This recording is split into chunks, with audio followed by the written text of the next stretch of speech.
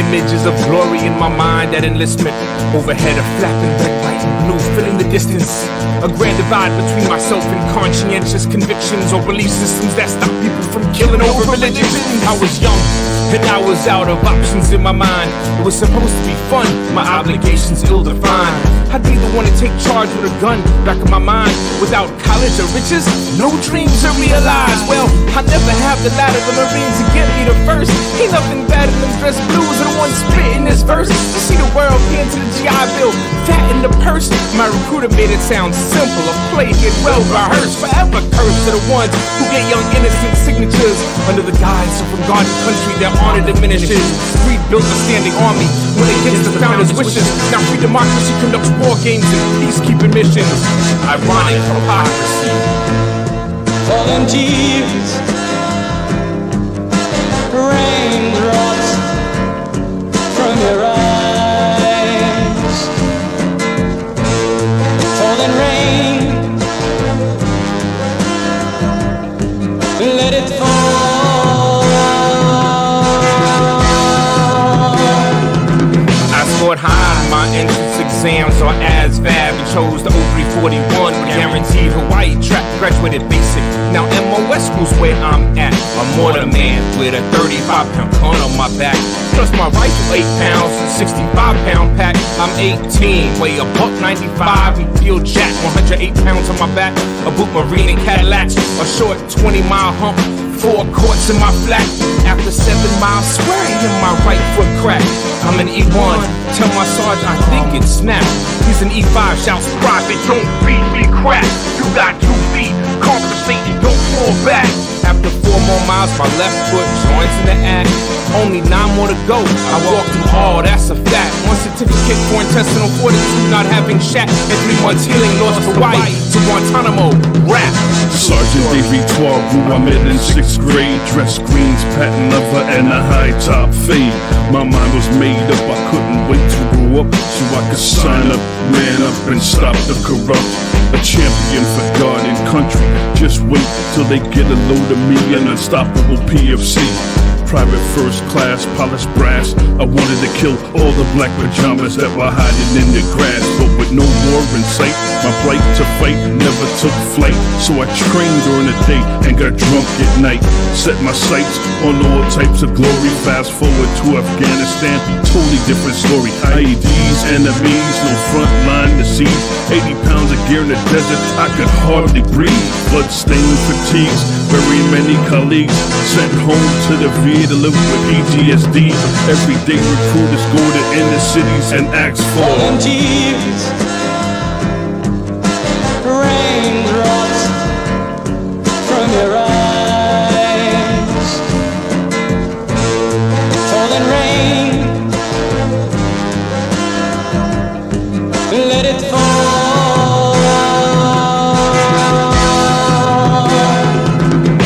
I never let my children volunteer for the military to make the same mistakes as I did these days could be deadly.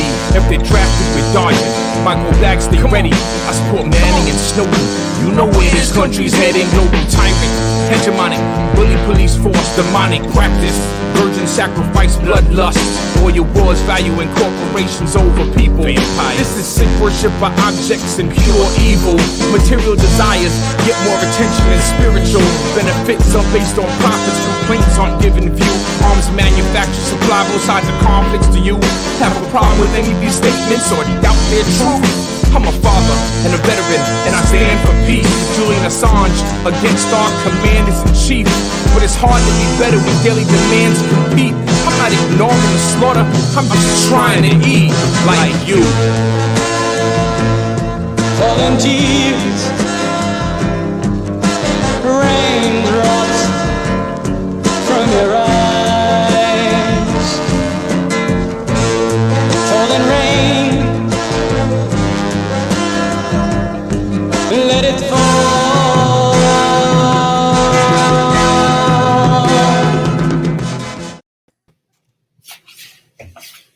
We're live.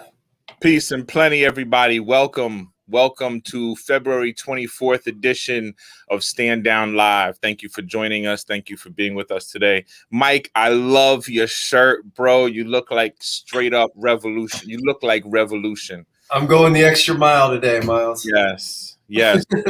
Blessings be. Everybody in the audience, we are here on Stand Down Live because we saw the call for the veteran community and the active duty military community to stand in solidarity with the righteous uprising for Black lives and Indigenous lives that happened in the wake of the murders of George Floyd and Breonna Taylor. Specifically, we saw the nation respond and we saw the world respond. And there was a rumor that went out, and not even a rumor, not unfounded by any means, that the National Guard was called into quite a few cities, Portland, Chicago, right? In Portland, we all saw a lot of violence at the hands of the National Guard. And so we started this show to call for the military to stand down and to stand in solidarity. The concept of standing down, we want to stand up for our rights all the time. And this show is about standing up for our rights. So calling on the military to stand down, calling on police to stand down, we ask them to look at their moral compass, to look at the reason that they joined, the reason that they enlisted. We are all veterans. We all happen to be veterans. You don't have to be a veteran to be in Veteran for Peace. But I'm a veteran of the Marine Corps. I was in from 92 to 96. I did a tour in Guantanamo and a tour in Okinawa. And I was disillusioned pretty much in boot camp. And by the time I was 3 months into Guantanamo, I was completely disillusioned. It took me another 18 years or something like this to come out and to speak out about the injustice and the moral injury that I was suffering, and that I continue to suffer.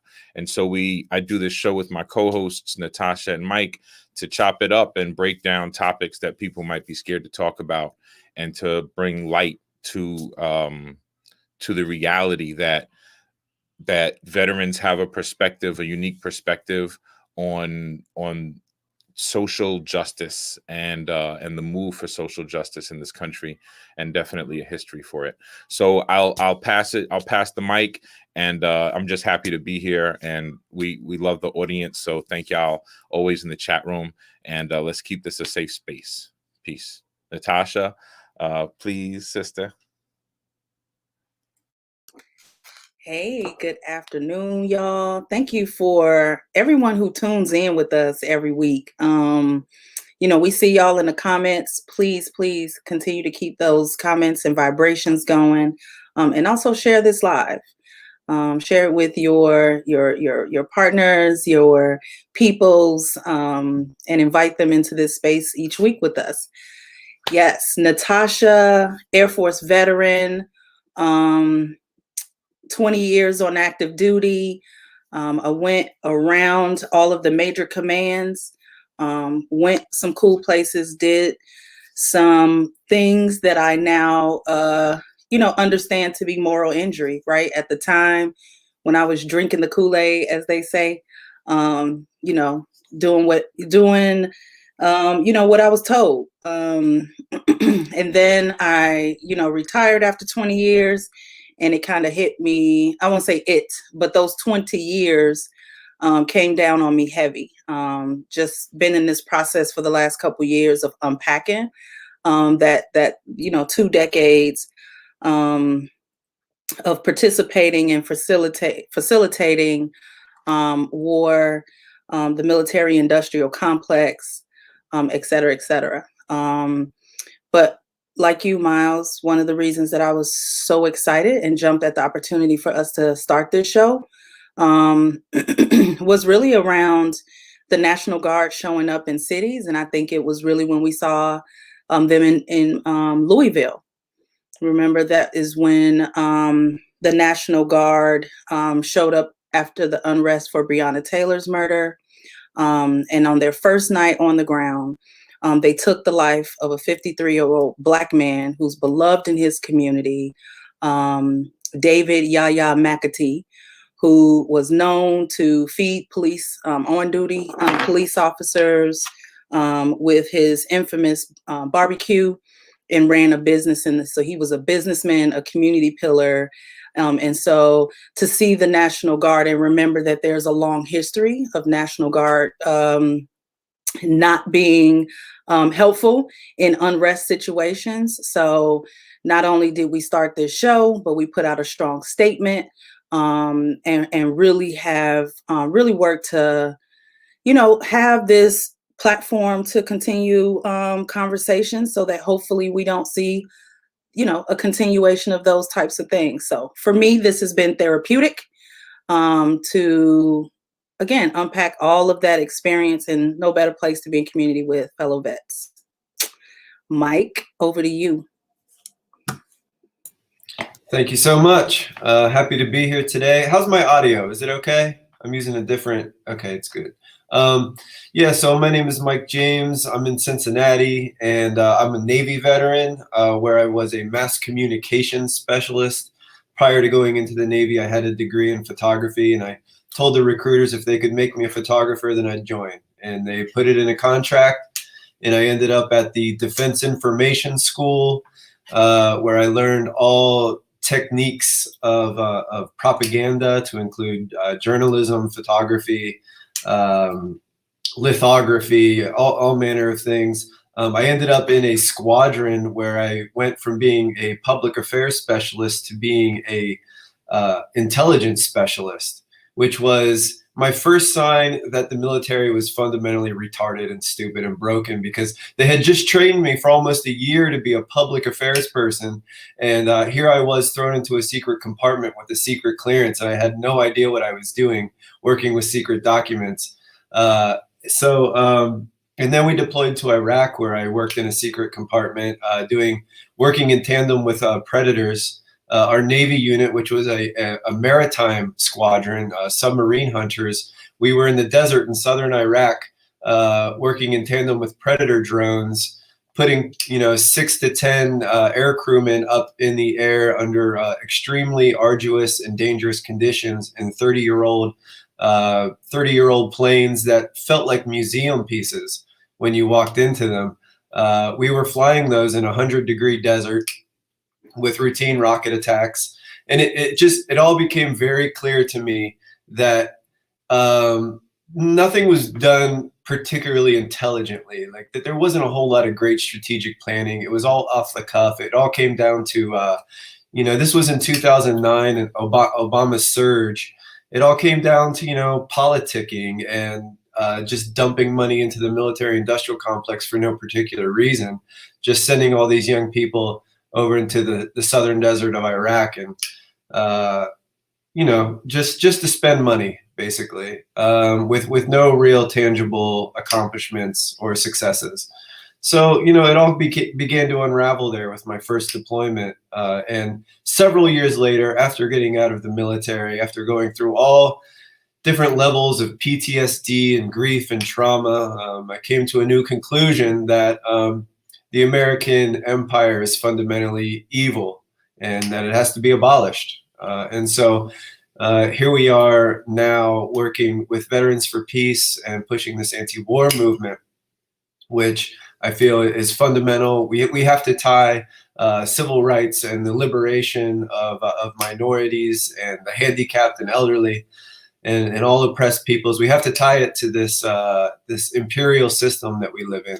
It's all connected. It's all intersectional, and that's what I hope to accomplish with this webcast. That we kind of provide some analysis, some details, some personal experience with the military, and start to build a sense of solidarity and camaraderie, not only among veterans but among the international working class. And so I think this has been really cool for me to do. It's been a nice time for me to do a lot of studying. I've certainly learned a lot along as we've done this show. I've tried to catch up and be responsible and make sure that I'm delivering the correct political line. And I'm evolving and growing all the time. And I appreciate that. And I appreciate the audience that's here along with us, and all your comments and suggestions. We certainly welcome all the feedback we can get. I know we're not perfect, and I'm not perfect. And so I need the help of my comrades within Veterans for Peace to make sure I'm doing it right. So thank you for being here. I don't know, where do you think we should go with this conversation, Miles and Natasha? Where are we at? I think where you just took it to is the perfect place, to compassion, to gratefulness, to you know what I'm saying? Like that's solidarity, you know what I'm saying, in itself, in and of itself. That attitude, walking through life with that attitude. And I think that's what we do here at Veterans for Peace, you know.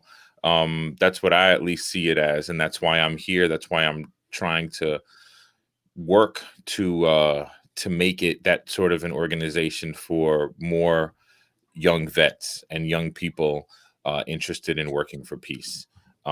Is a truly patient, compassionate organization. Like, where do we go from here? Today, our guest is Jamala Rogers. And due to my miscommunication, my lack of clarity in an email, I think we're operating on an hour difference, where she will be joining us at 5 p.m.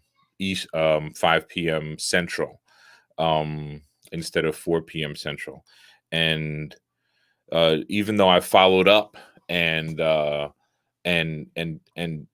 I was communicating clearly, I wasn't. I guess I didn't follow through and complete the clarity circuit, and I left an open-ended question about which would be better between 4 p.m. and 5 p.m. Central. And so I think we're here in this place where the place we can go is to our audience and to ourselves. The stories that you just told are very striking and moving. And I don't think we've ever really shared our stories in depth. And I know that we wouldn't even have time now, but perhaps if y'all were willing, we could do a little bit of a deep dive. You know,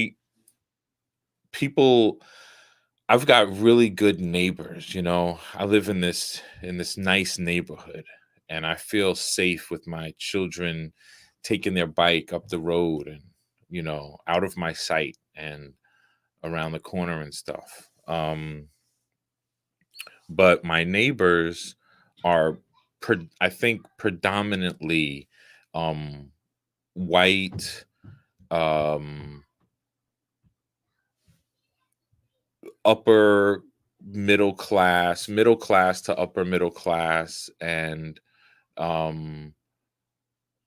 you know, well educated. And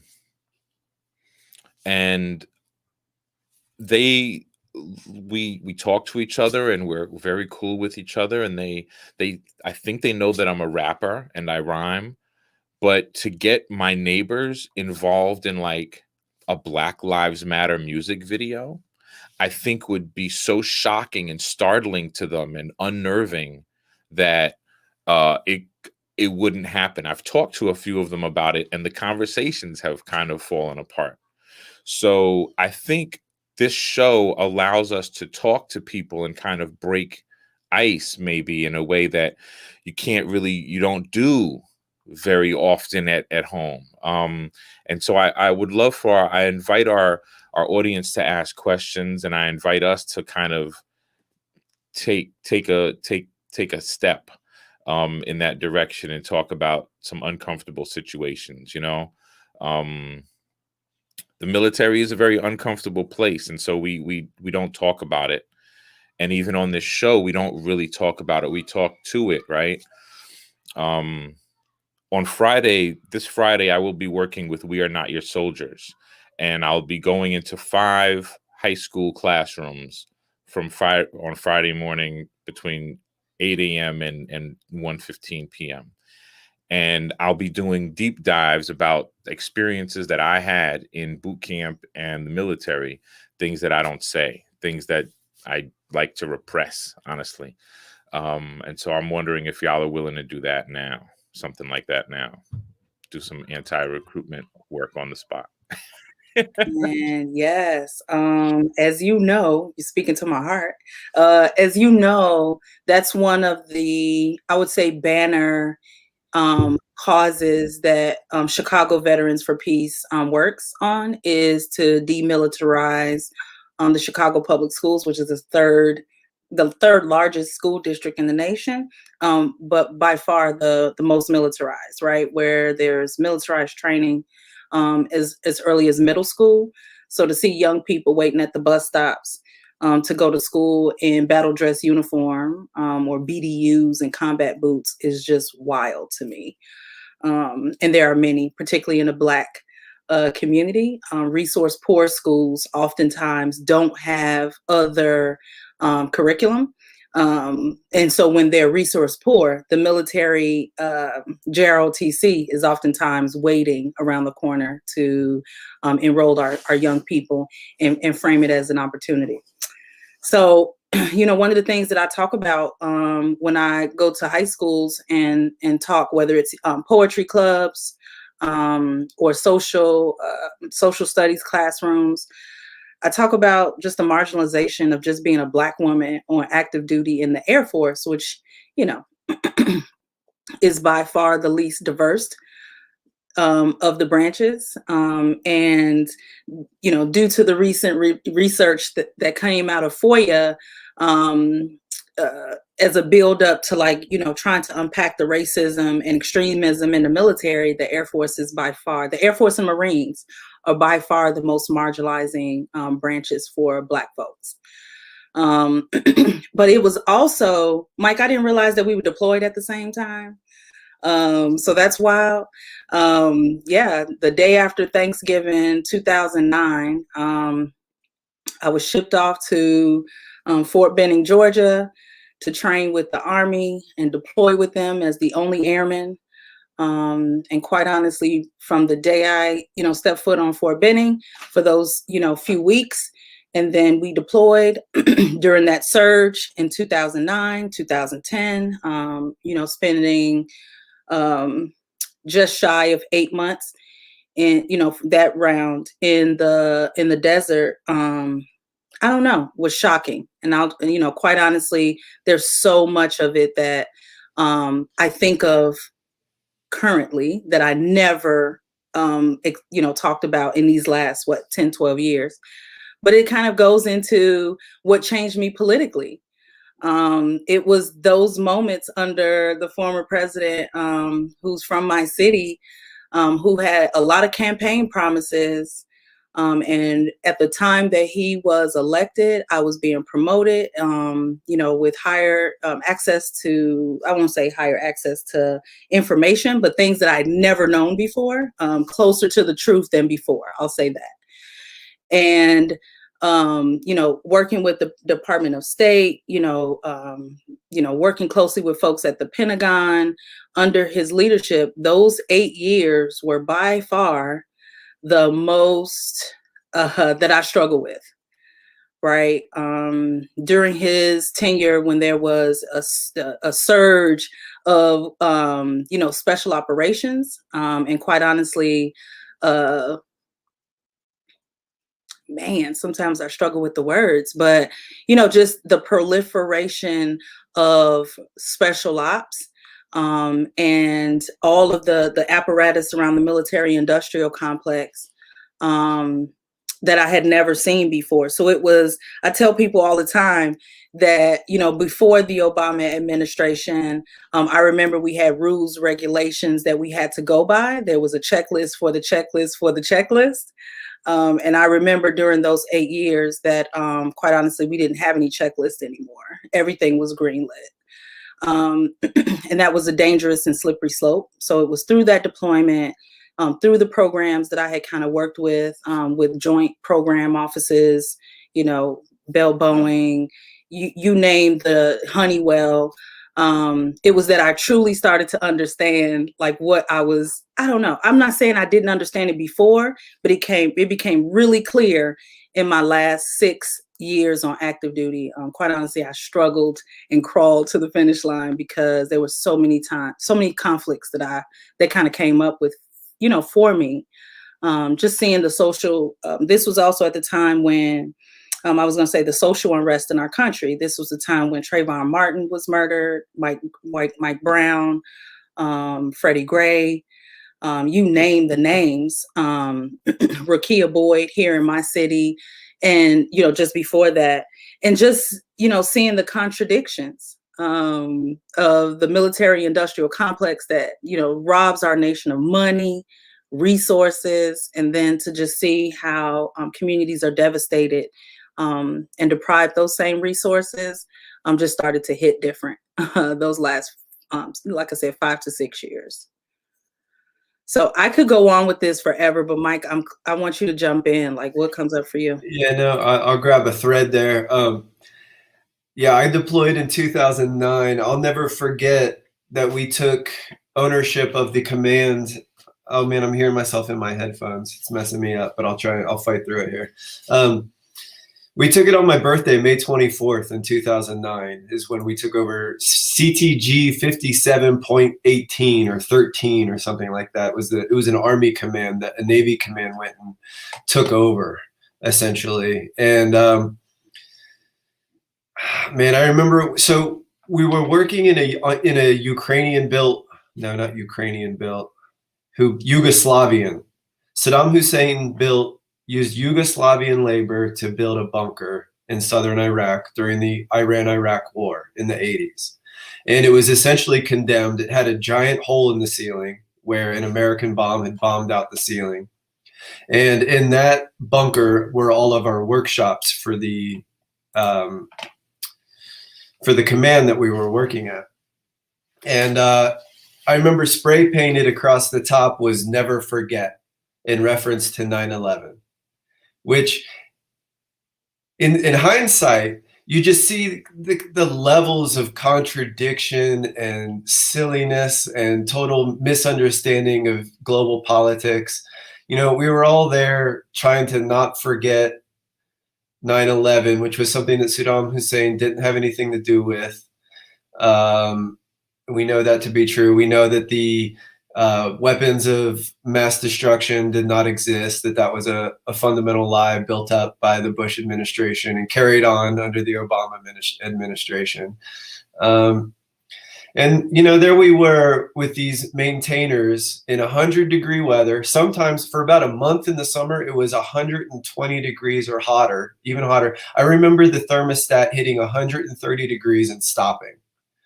So we have all these maintainers covered in grease, and what we saw was like real climate change, catastrophic climate change, 30 years of war, which, let's be real, that's coming everywhere. And I got the first taste of it. That's where you can go and you can really see how climate change, militarism, imperialism, are really concentrated there in southern Iraq. It's just the detritus of war.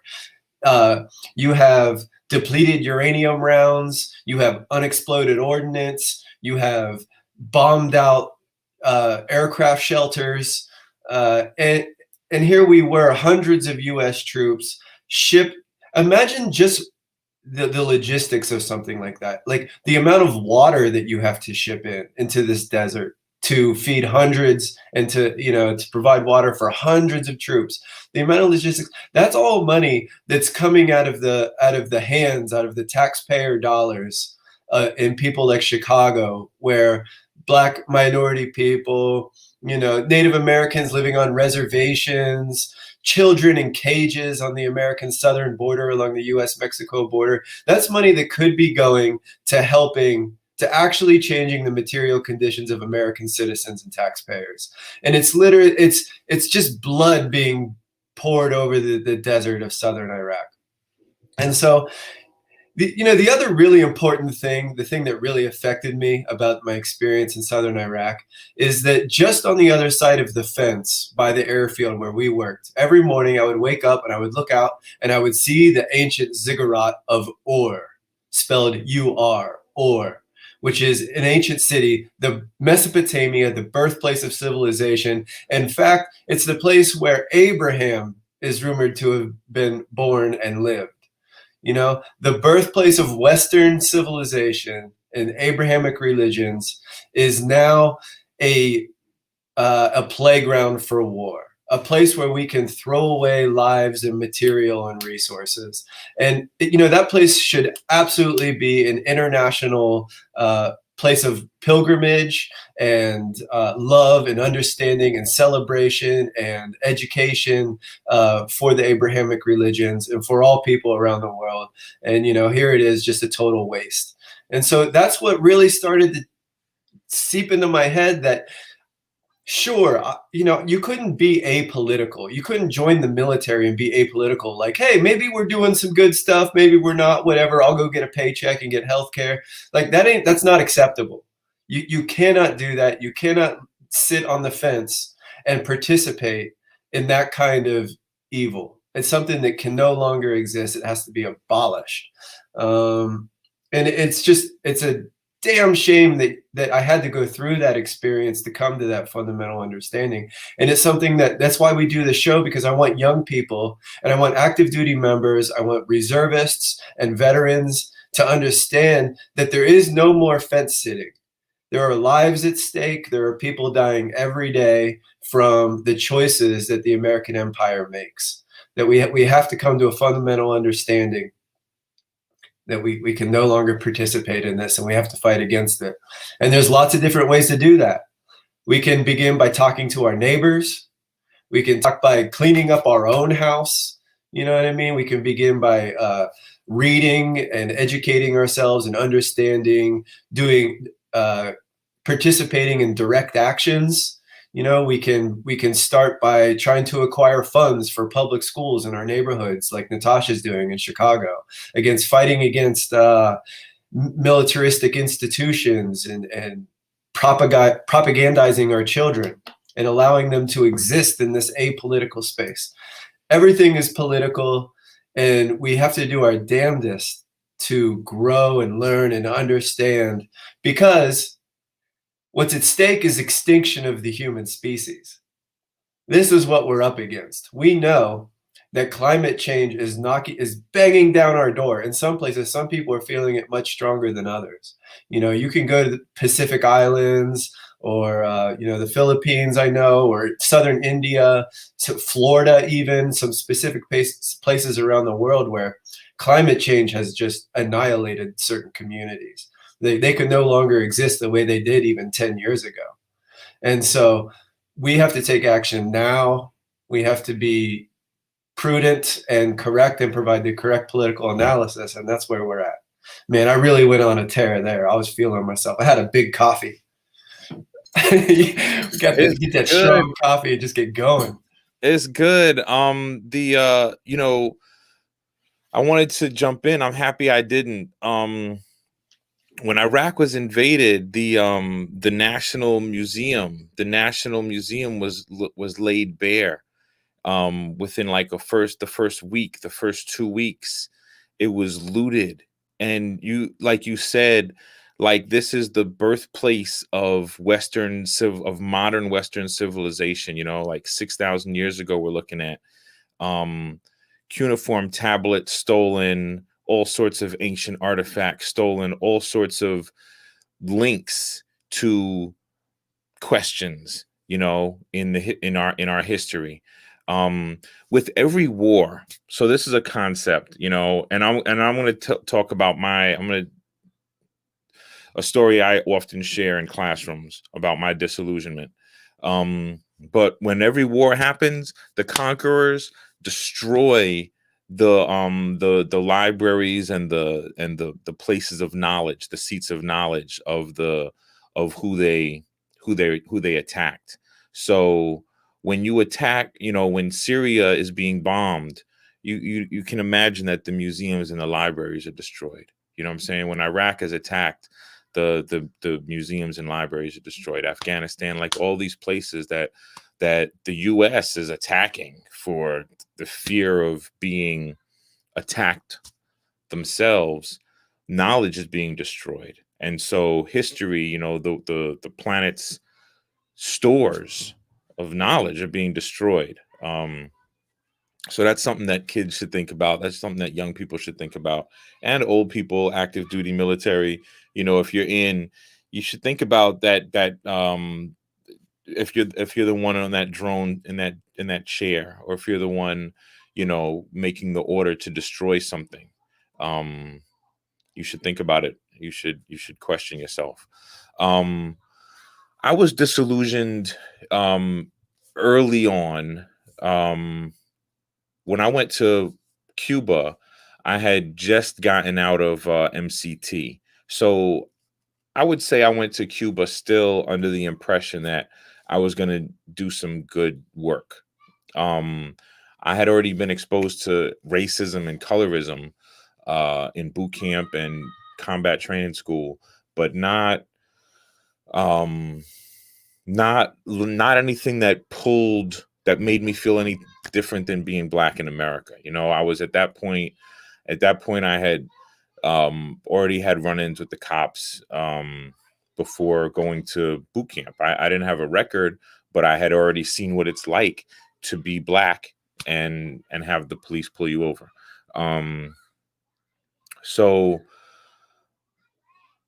Cuba, we were guarding a fence line that has a 1 mile wide minefield between us and the nearest city.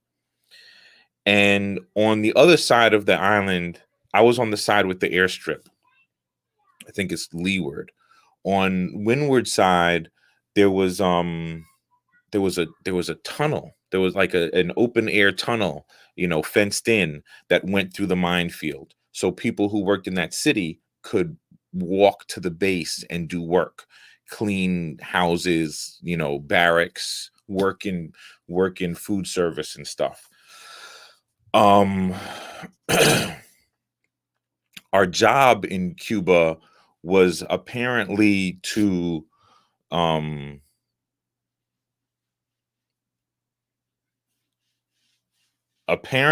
provide safe passage for people seeking asylum, Cubans or Haitians, Cuban or Haitian refugees. And we would, so there were two things there were two things problematic with this, which were, if our job is to provide humanitarian aid or assistance for folks, why can't we help them? Like Cubans who come through the fence line, Cubans who come through that minefield seeking refuge and make it through, you know, why can't we help them once they get to the fence? Why do we have to wait until they get over on their own? Because it's really hard to get over a 10-foot barbed wire fence, you know, with razor wire at the top of it, especially after you walk through a minefield. Why can't we help these people? So that wasn't humanitarian to me. And you see, I'm getting knots. Because I smell it. I smell charred flesh. You know, I was never in combat, but I know what it smells like. And it makes me sick, you know? And the second thing was, for our Haitian cousins, why is it that the housing that we had for Haitian refugees was so much different than the housing for Cuban refugees? It's impossible to talk about without me getting choked up. Because I did it for a year which basically condoned it. And I carry that with me. And so that's what I share with young people and with people who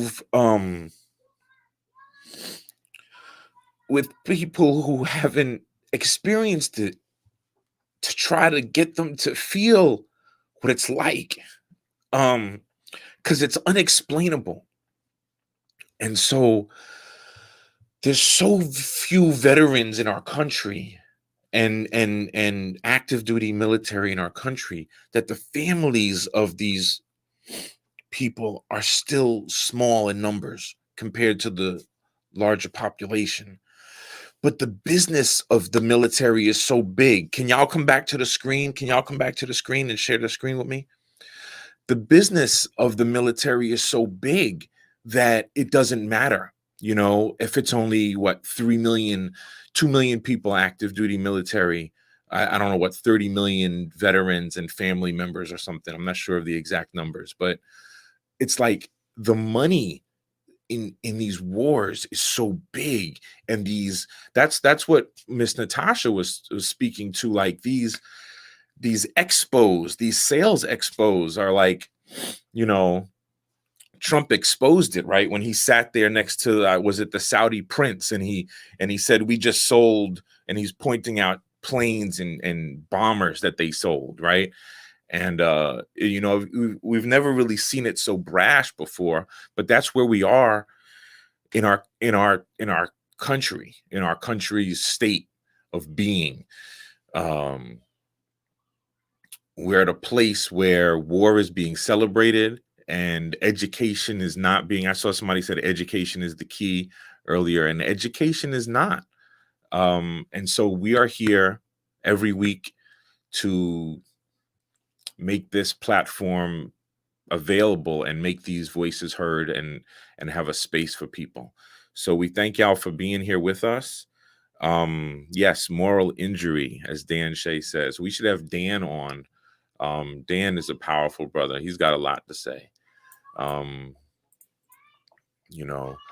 point about moral injury is pretty important. Yeah. Yeah, I just wanted to add that because it's funny because, the way you feel right now, Miles, I mean, I don't know a single veteran that doesn't have that same response at some point when they're talking about their military experience. Yeah. Like it's absolutely universal. And the truth is that moral injury is not acknowledged by the VA as an actual thing. It doesn't exist. You can't get disability for having moral injury, which means, we got to think about what that means is that like your fundamental understanding who you really are as a person has been altered to the point where like you're no longer who you were before. You don't view the world like you did before. It's something that can absolutely shatter a person's ability to move around in society and to be productive and hold a job and provide for their family. It's something that absolutely just shatters the veteran community. And the VA doesn't even acknowledge that it exists. You can't tell them I have moral injury and I'm going to need financial support for the rest of my life because I'm fundamentally broken. And, that's not a thing to them. They're like, okay, well, good luck. Have you tried taking some drugs? I know I've been to the psychologist before and they're like, I can within 10 minutes, they're like, do you want a prescription for drugs? And I'm like, well, no, I want to get to the bottom of why I can't maintain a job. Like that's what I need to, like, I need to understand why I feel disassociated from everything and why all I want to do is read and study and come to terms with how the world works and politics and get an education, So yeah, we feel you. Yeah, I support you. I understand why you would get emotional thinking about that. And I think a lot of veterans have that same problem. So we hope that we can provide some solace to other veterans out there watching. Yeah. And to the women, listen, when I listen to y'all, it opens me up to all of what, we were just taught so many things. Y'all know that. we were taught to battle through it. You know, we had, you know, chants, and we hooed, you know, we had all of these things under the guise of really, I don't know. Patriotism is a dangerous drug too, right? And so you know, just kind of when I listen to you, Miles, and I think about how much I still haven't allowed myself to heal, because as a woman, as a Black woman, yeah, a lot of the things that I saw just, you know, didn't really feel right with my spirit. I would tell folks all the time. I think I was a young airman. Like, I don't feel like I'm doing what I'm supposed to be doing. And I didn't know what that meant, right? I didn't know if it meant a different type of government. I just didn't know what that meant. I had opportunities to cross over and go through the Air Force Academy. I ended up declining that because I saw it just wasn't a safe space for Black women. And then, you know, not only through that deployment, but other joint assignments. And quite honestly, I talk about this a lot. The last 5 years on active duty was at the Air Force Special Ops Command. It was supposed to be one of those feather in the cap assignments, right? A promotable position. And it was there that all of the contradictions exposed or just like slapped in the face, right? It was a mirror up to what I saw in the news, what I heard my family understanding, and wrangling with that while, you know, being in seats and meetings and closed, you know, spaces, and understanding the truth of what we were doing. You know, participating and just having medals. I have decorations that bring me shame today because I see the connection between, you know, the military excessively purchases equipment. And so to then see that equipment end up on the streets, at the time it was Ferguson, the MRAP, or Mine Resistant Ambush Protected Vehicles, to know that that was a program that got me promoted, quite honestly, for working with the joint program, to believe that it was to keep our soldiers, airmen, Marines, and sailors, and Coast Guardsmen, and, you know, all our and contractors safe overseas, and to see those vehicles be so quickly repurposed for police, and to use them not in affluent communities or not equitably across communities, but in communities of color. And I want to be clear. I don't want, you know, like in Black communities, right? Disproportionately. So when I saw Ferguson happening while on active duty as a master sergeant, it did something to me. Like something shifted in me, that I became, I don't know. I don't even know how you live a double life, but that's what I felt like I was doing. So in the evenings or the weekends, I would take, or, you know, take extended leave on like Monday and Tuesday, and would take my daughter down to Tallahassee, or, you know, other cities. We were in Florida at the time, you know, to attend political education, to attend, you know, just, you know, where folks were saying, hey, we're going to be at the courthouse with Trayvon Martin's family. We need a groundswell of folks. And to do that while knowing that, you know, the next morning I would be in an office where I was, you know, realizing the brutality that would then be placed on that same community, again, patently changed me. It changed my politics. It changed who I just am as a person.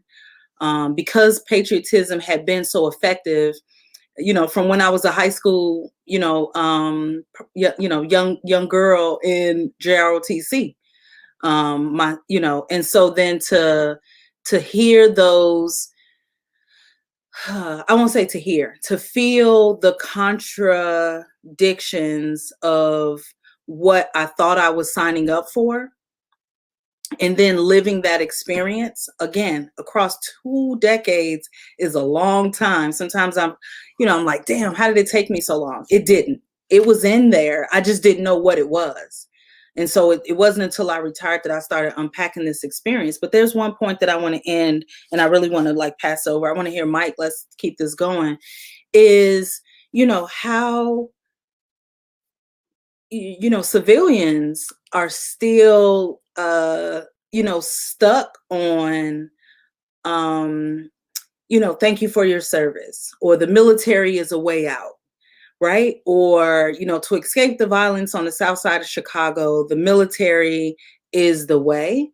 And how hard it has been to really have conversations with folks to like say, yo, it's not all the way what we expect it to be. Like, let's start unpacking some of the things that we see here happening.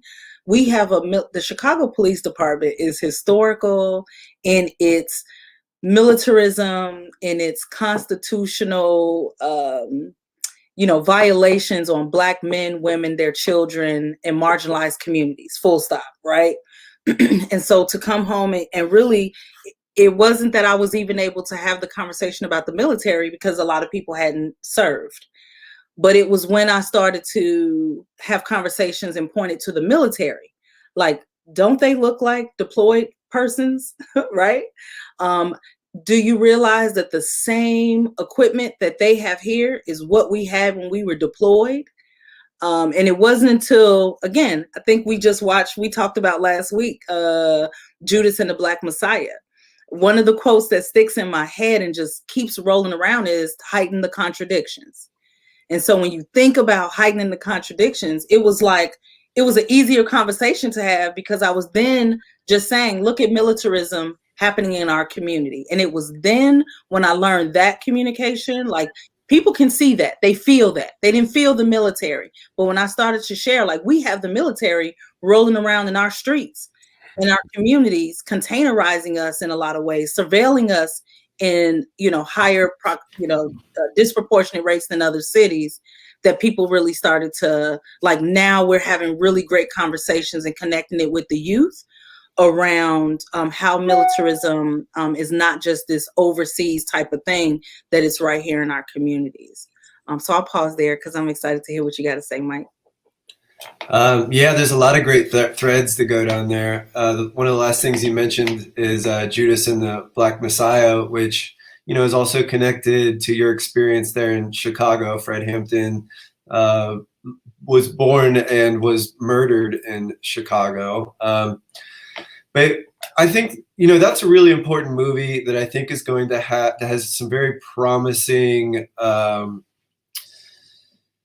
That is very promising to be able to reach out to young people and start to shift their thinking and help them understand to move away from kind of like apolitical liberal fence sitting and start to understand that, we the people we should be revolutionaries. We should have a radical way. We must understand that the system is fundamentally broken and we have to approach that system in a new way.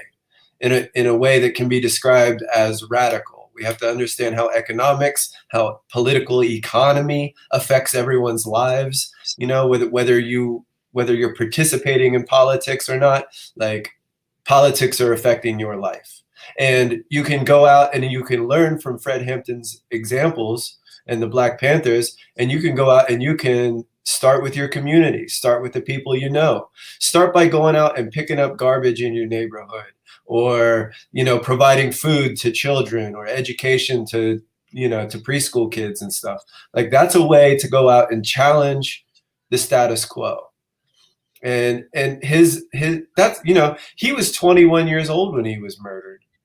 And he was out there. He has this lasting legacy that we're all talking about today, that for some reason the FBI, the CIA, and the entire force of the American empire, starting from Herbert Hoover on down, felt like they needed to go out and address.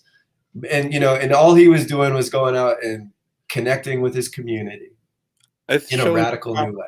Yeah, it shows the power of thought, brother. It shows the power of thought. The power of free thought, the power of connecting that thought, like you said, to political theory, and using your speech, using your free speech, your right to empower people. That's what the system is scared of, is empowerment, is empowered individuals. Although we talk about an entrepreneurial system and what individualism, right? The American individual, what is it like?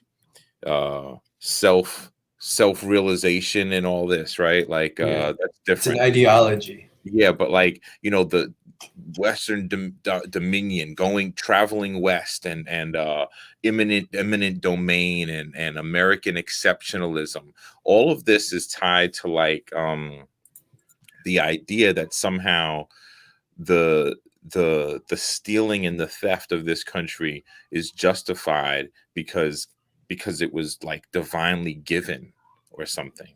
It's like this has been written about, and that's not the case. You can't take a book. Like people like to take the Bible, for instance, and reread it to say that this is Babylon. We're here in the end final days, and we're the chosen few, and this is our chosen land. Um, you know, that's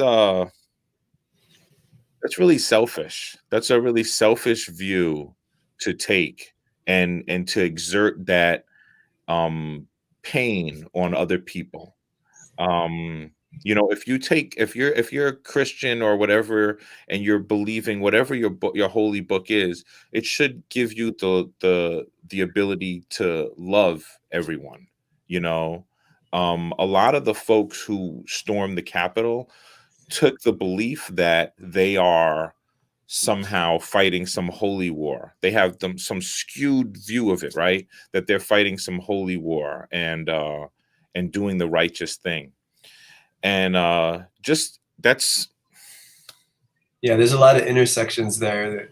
There's a lot of ways we can go down that manifest destiny. Yeah, and so people misinterpret their own religion, to justify white chauvinism and manifest destiny and all that kind of stuff. I was completely gonna say, misinterpreted. white supremacy is a team sport. Yeah. And when you realize that this what happened on January 6th is not new. It is not even shocking. Sometimes I caught myself like, I'm not surprised that this happened, actually, right? Like, all of the reports that, had come out about extremism in the military ranks since the 90s have talked about the infiltration of military ranks to amass the training, the skills, and quite honestly, I'll say the alibi, right, has been happening for decades now. And so, January 6th is such a, sometimes I wrangle with, I'm not happy that it happened, but I think that America needed to feel and see, the underbelly of white supremacy. And so it's been interesting to me. What I've quite honestly been studying is folks' reaction to, the underbelly of white supremacy, because again, folks are having to, or, I won't say folks are coming to the realization that they benefit from, the structural racism. When whiteness feels threatened, it comes through, and has never disappointed over the years, right? And so January 6th was so real. One point that I think is interesting, I want to share real quick, last point, is the military, or not the military, the Pentagon has said that it is stumped. I recently read a piece where the military said, we can't believe we have extremism in our ranks. And I'm like, bologna sausage. Because there is no way. And I say that knowing that there are Inspector General complaints, there are congressional complaints, that have been filed over the years that should have been had taken seriously. And those people who filed those complaints, had they not been reprimanded and sometimes pushed out of the military without their benefits, had those complaints been taken seriously and we held folks accountable, we wouldn't have the white supremacy rape culture that is plaguing the military today, right? And so whether it's Fort Hood, whether it's a reflection of all of the contradictions that we see popping up in the military ranks, it is interesting that the FBI can track Fred Hampton when he's 13, 14 years old because he's organizing for better tools at his high school. His phone was bugged at 13 and 14 years old. And so when we see that type of not counter intelligence, and then when we see the contradictions of folks saying we had no idea that they were going to be violent on January 6, 2021, it's laughable, it's sad, and quite honestly, I think the chickens again coming home to roost is an opportunity for America to grow. This is a growth opportunity, quite honestly. So I'm excited. I see that our guest is with us. Yes. So, yeah. We're being joined by Miss Jamala Rogers, Queen Mother. I don't know if I can give her titles like that, but she's the author of a fabulous book, Ferguson. I don't want to get the title wrong. I think it's Ferguson, the New America, or This is America. Ferguson is America. Ferguson is America. Roots of Rebellion. Please, we've been having a conversation this month about Black future, not Black presence, the gift of our presence here on this stolen land. We've done a deep dive the past 2 weeks into COINTELPRO, why it was started, how it kind of decimated the movement to an extent, and talked about Fred Hampton in the movie Judas and the Black Messiah.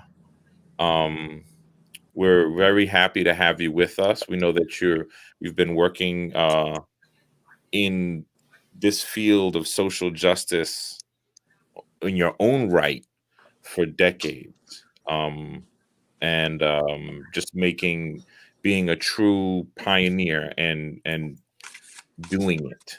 So we're happy to have you here with us. And we do have a direction for our conversation today. I can say it. I don't want to take up all the time, but we're gonna talk about your beginning in the Black Student Union in the BSU. I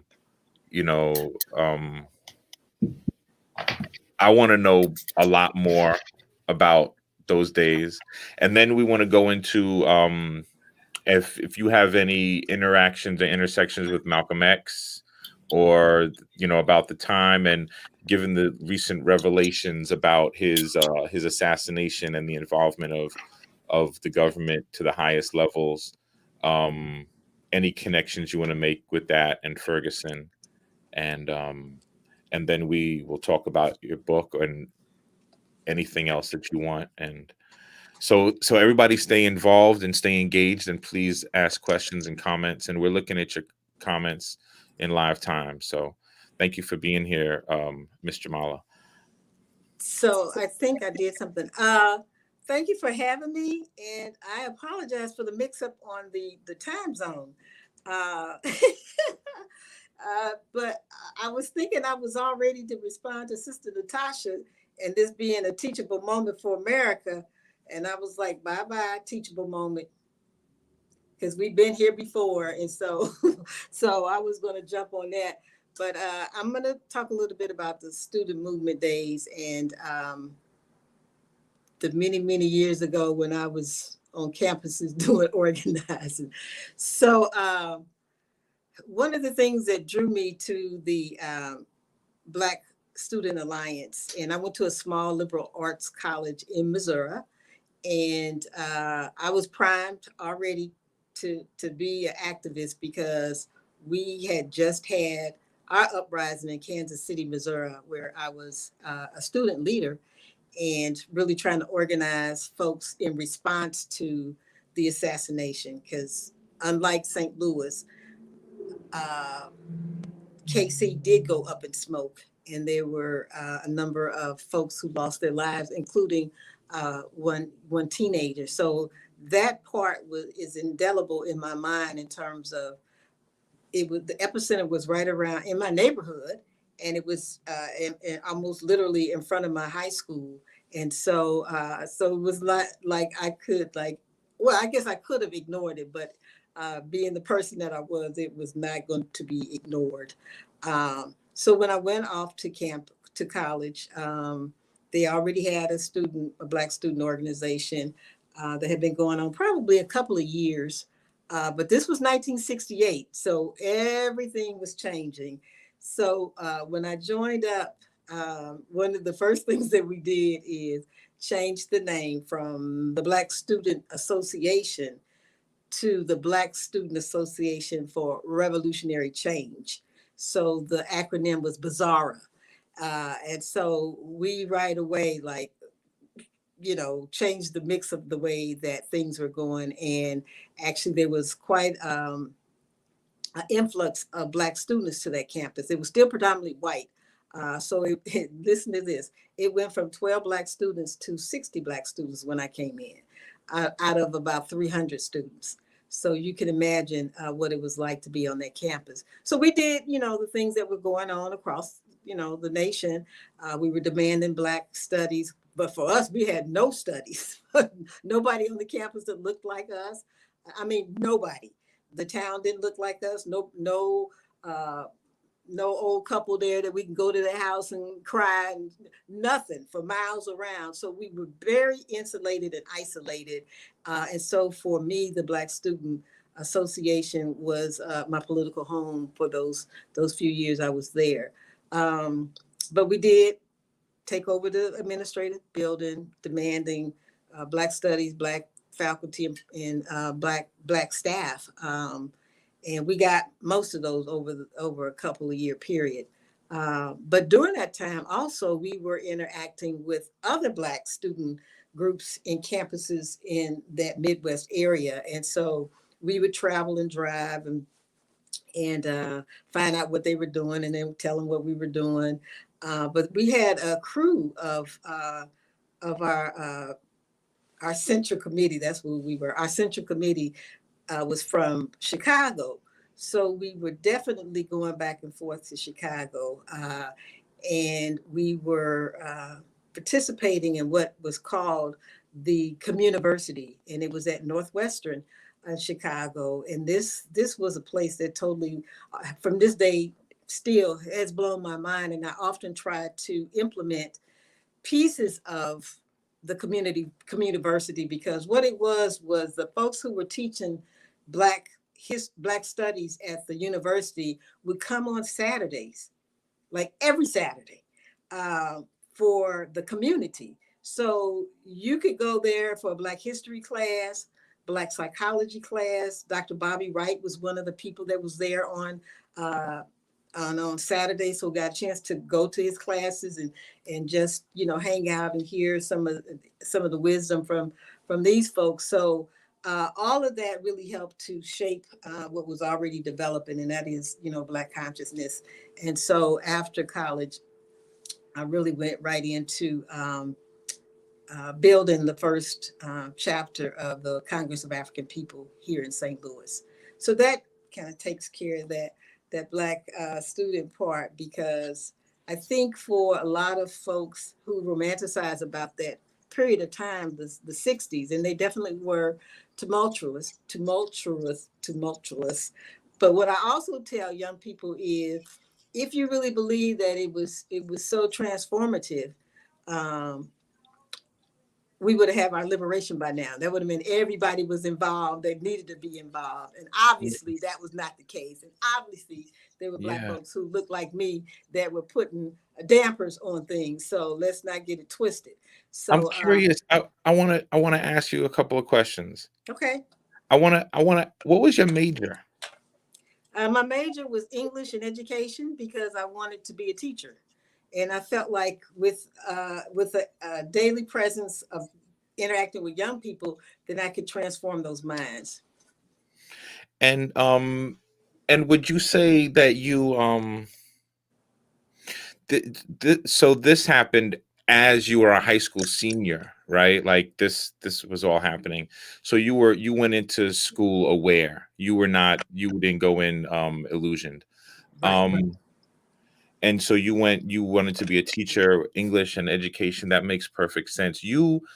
Um and how would you say you were you just spoke to a really good point. Would you say you were the minority or the majority among among people of color at your school who were active?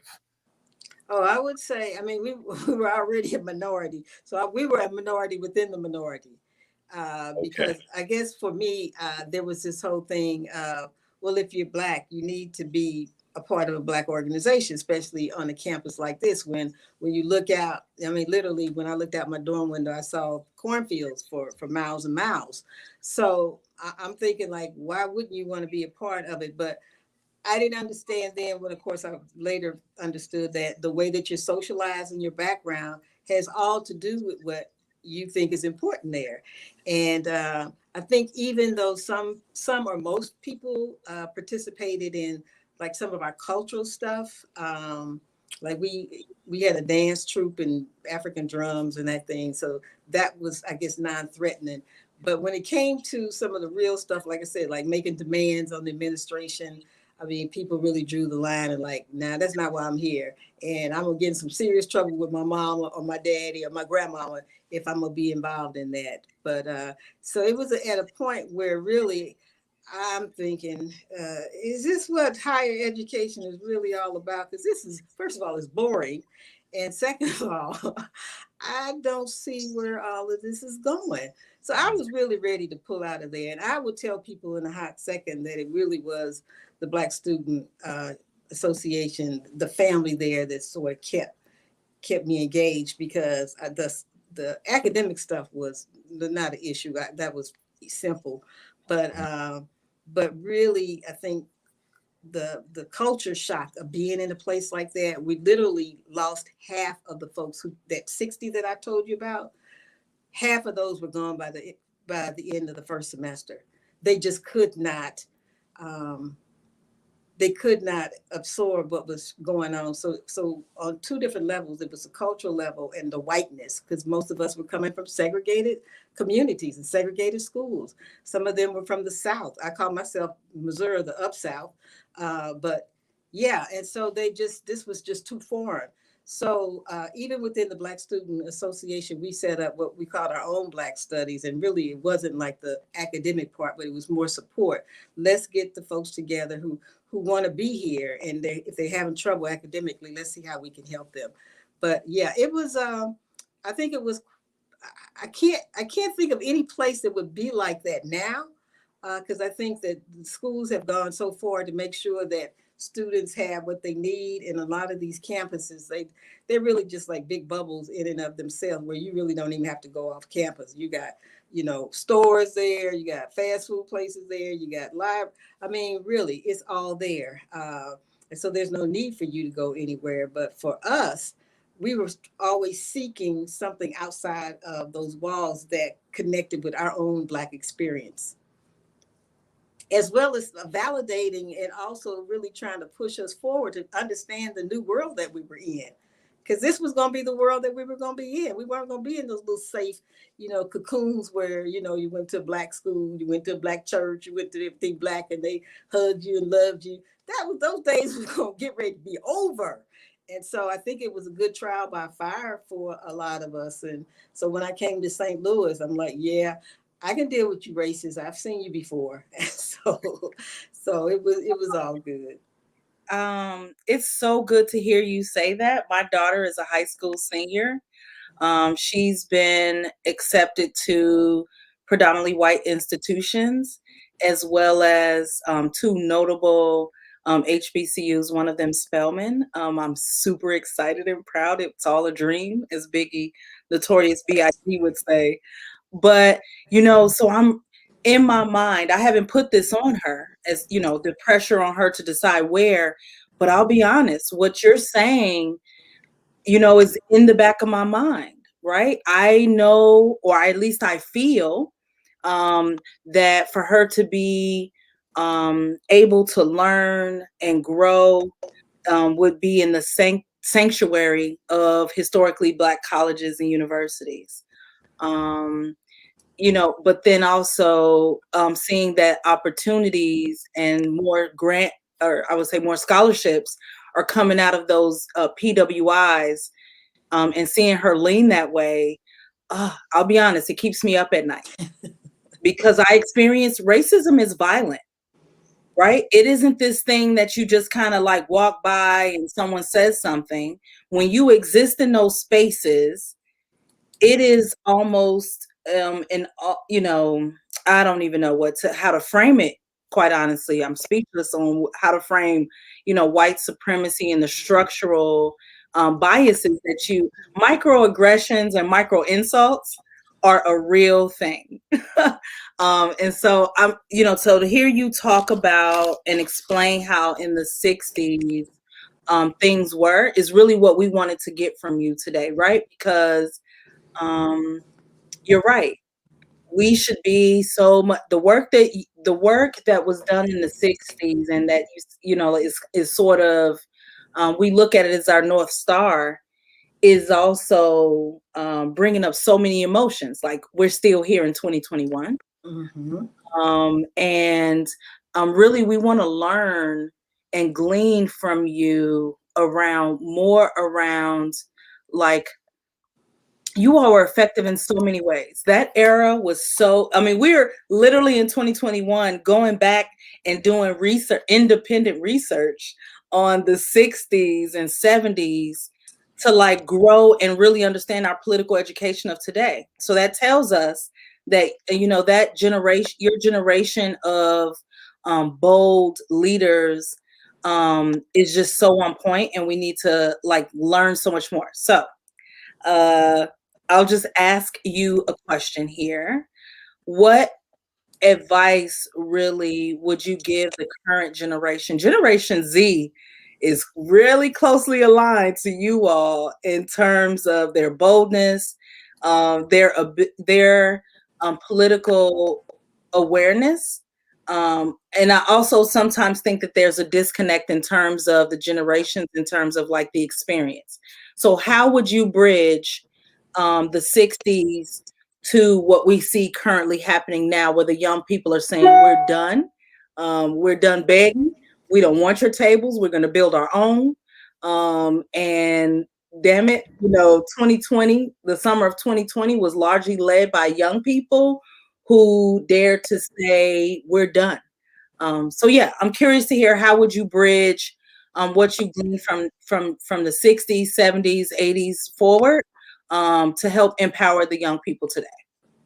So I just talked about this yesterday on an intergenerational panel that Detroit Action put together, and they had like some young people on there, and some elders. But the whole thing of intergenerational challenge. I mean, Franz Fanon told us, he said each generation is going to have its own challenges. And partly that's because we all are getting socialized differently. So growing up in the 50s and 60s, the Black Power movements, the Civil Rights movement, that's making those people like myself who opened up to the vast opportunities for just learning about the world in a different way than if you had somebody that grew up in the 90s. I mean, or even if you have somebody that that came to age in the 80s. So I think there's a certain amount of boldness with every generation and fearlessness, because that's just youth. I mean, I'm telling you, y'all, when I think about where I went to school, literally, I just told you, no black people for 60 miles. Yet we took over the administration building. And sometimes even like today, when I see some of my folks from back then, I'm like, we must have been stark raving crazy uh, to to do that when we could have really been wiped out, because those were some gun-toting people. They could have just said, wait a minute, you Negroes, we letting y'all be at our university, y'all cutting up, so we can make your life very miserable. So, but you don't even like think, like you said, this is a righteous cause and we moving forward. And the problem with us is we didn't even have any adults to say don't do it. We just was forging ahead because we saw people in Princeton, getting black studies, and we saw people in Oakland getting black studies, and we looked around and there was not even like one instructor, one professor.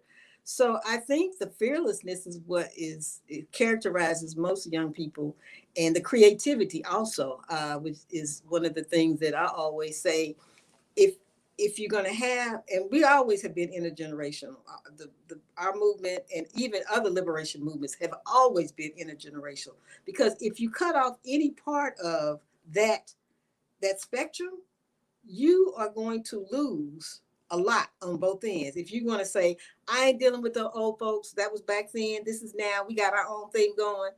Okay, so the institutional knowledge that you're getting ready to cut off, where do you draw from? What well are you going to pull from?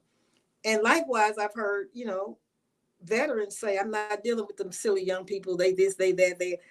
Okay, slicing them off is not good either. Those are the folks that are propelling us forward, keeping us accountable. So I always say you got to have both.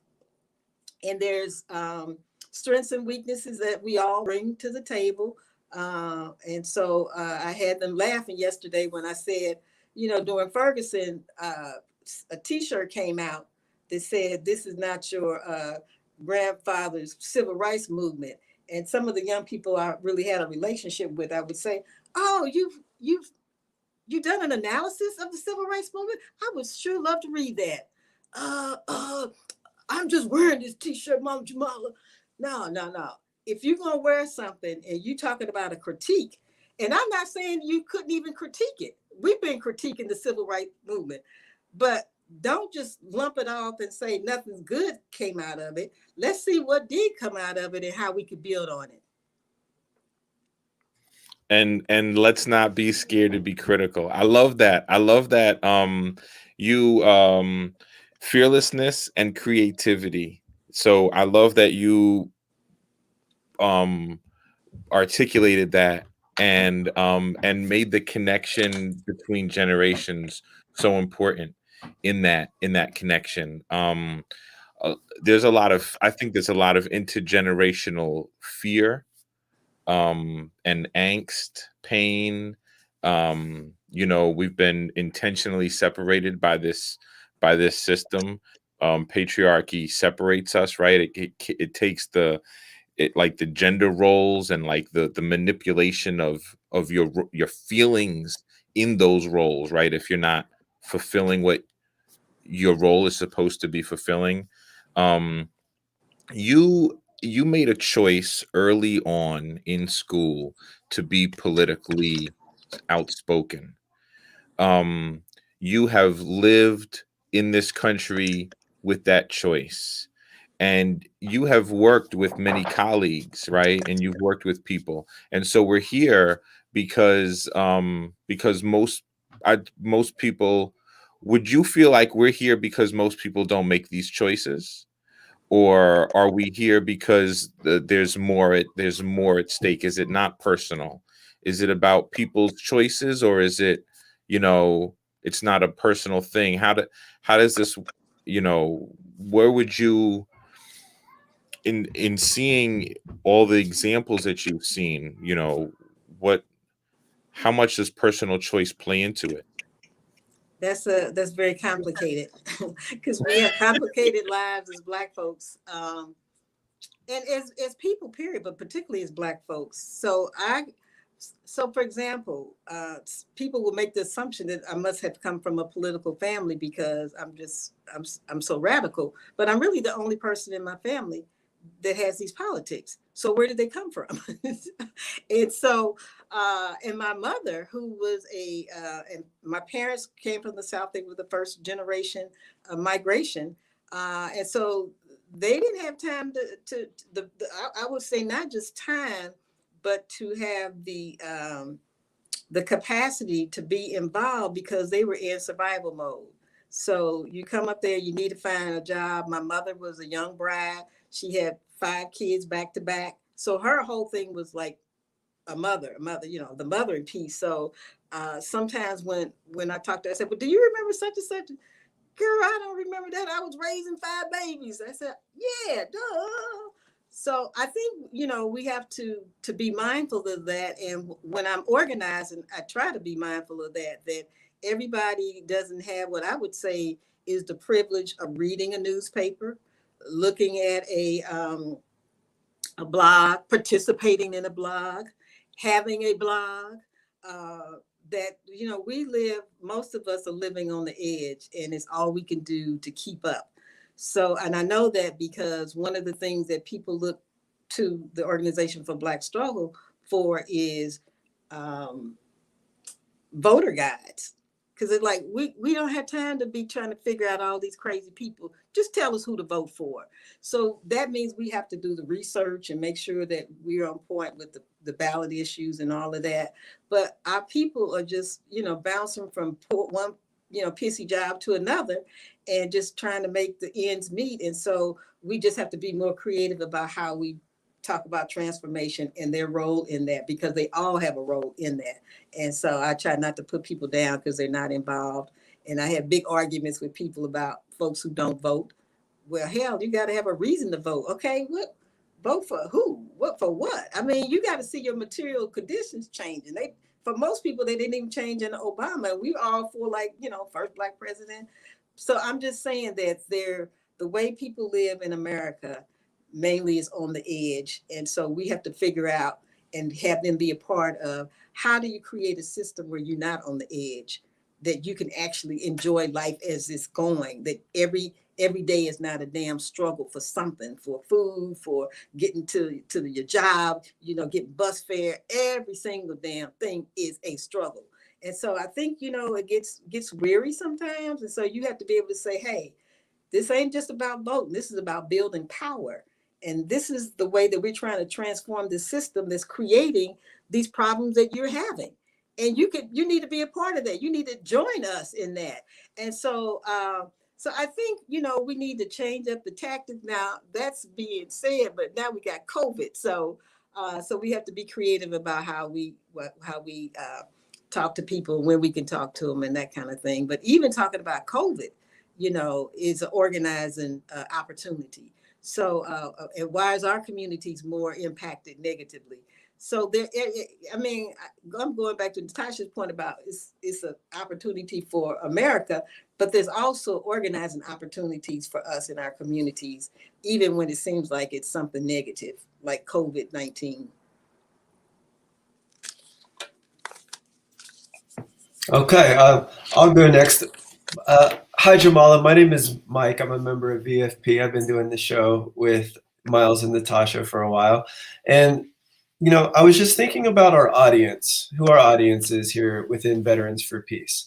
So what we have is a lot of baby boomer generation, and later a lot of Vietnam veterans, a lot of white people with a really broad spectrum of politics and understanding of political economy.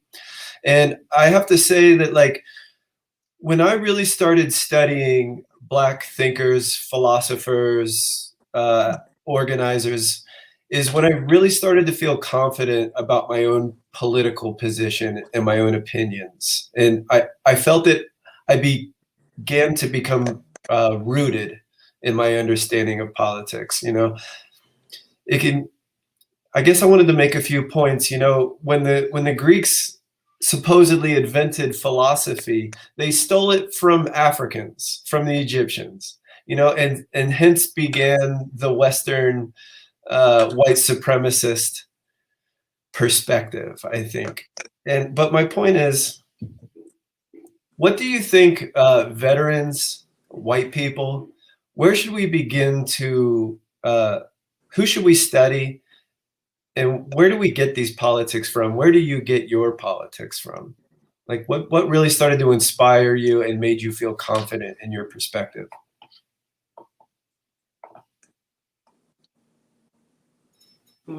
That's a very good question too, because I do a lot of reading and it's not always what I agree with. It's really just trying to get other people's perspective and then start to figure out like, why do they think that way? Why do they feel that way?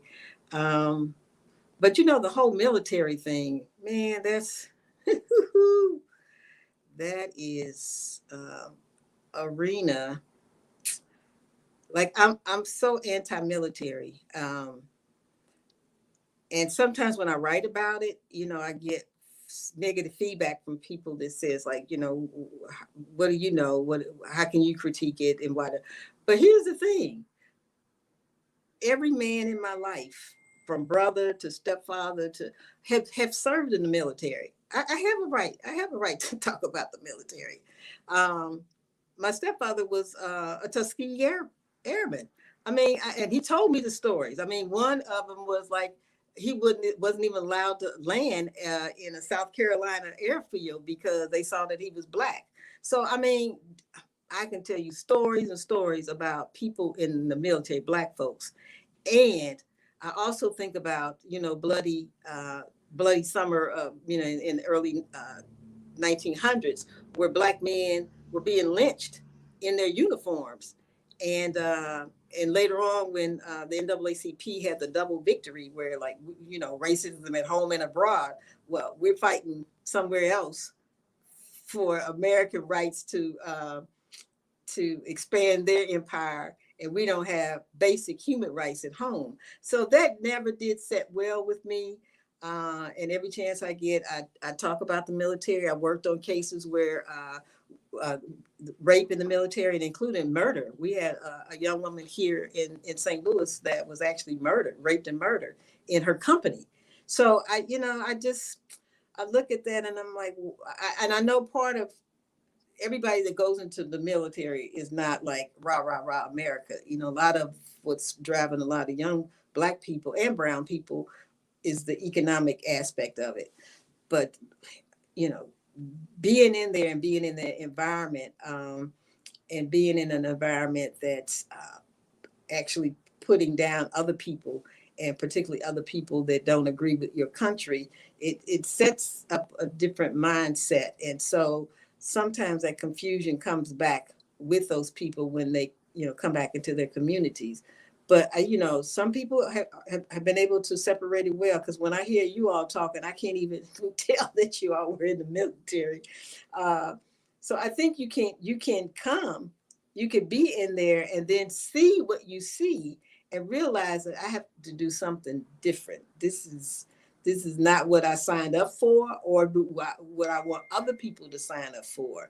And so just the name Veterans for Peace, that it sounds like it's oxymoronic, but I get it. And I've, you know, worked with Michael McPherson, so I get it. And also I actually fight for people to be proud of however they served, and get recognition for that. And so, you know, I'm always writing about people who've been overlooked because of their valor and bravery as they were serving. So it may seem like it's contradictory, but yes, you have a right to serve, but you also have a right to serve with dignity and be treated like a human being while you're serving. But trust and believe that that's not guaranteeing your rights at home to be a full-fledged citizen in this country. So I just think that those have to always be brought up, and particularly our even when you think of the GI Bill and the benefits that came, those weren't for Black people initially. I just have to remind Black folks, y'all got it tangentially. You just have to be around in the room. But you know, the GI Bill and housing, all of that was for GIs coming back, for them to get settled, because we had to fight even to get those benefits. So yeah, but I think groups like Veterans for Peace are doing the education, they're doing the agitation that's necessary about how the military should be responding to its own people. And in a minute, if Trump had continued to be in that seat, we don't know how the military was going to be used against us, because I think he was really trying to just be a Putin or a Kim and just have the military at his disposal. So being in the military, you can learn different skills and you can travel and you can do all of that stuff, but it comes sometimes with a price in terms of if you don't have your head screwed on where you can insulate it from all of the propaganda, then you could be totally screwed up. And a lot of people are screwed up based on serving in the military. That's, oh my goodness. I was over here like, yes, right? Because one of the things I enjoyed, or I've met and enjoyed hundreds and thousands of relationships and friendships over my time on active duty. And then when I started to unpack it and my my consciousness of what I had participated in changed, alienated me from a lot of my peers, right? And so, I took a trip with a dear friend of mine. She was one of the highest enlisted, just really respected across the ranks. And her and I were talking. She was a chief master sergeant in the Air Force, the highest enlisted rank. We were friends. My ex-husband and they came up through the ranks together, and then we developed a friendship, and so a sistership really. And what I remember her telling me as I was breaking away from what I had participated in was that Black folks go into the military for reasons, and so for us to make it, right, to make it, whether that be 20 years or just to separate honorably, is a huge feat in and of itself.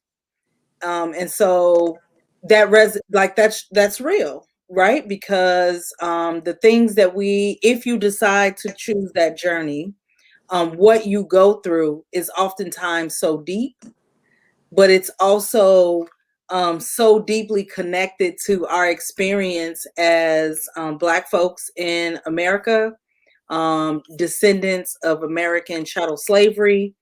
And so the reasons that we go into the military is not often for what we see from our, white brothers and sisters in the military, right? Who are going in for tradition. They're the 5th, 6th generation. And so it's a different valentry for, non-Black folks. And then particularly as a woman and a mother, to just really hear you kind of like, there's so much that's coming up for me. So I'll land with this. It's really good to hear you talk about how you're working with military folk in your community.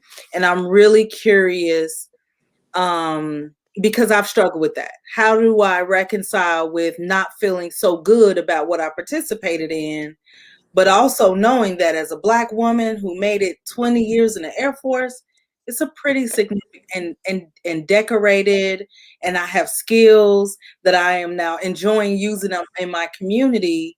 How do we reconcile with celebrating ourselves while wanting to see a better America, which means taking away the military industrial complex isms, right, that infiltrate our lives. So I'm curious to hear a little bit about what you're hearing in those spaces that you're in, and what advice would you give for active duty folks who we know are now joining Veterans for Peace in a significant number, post 9/11 veterans that are joining Veterans for Peace in significant numbers.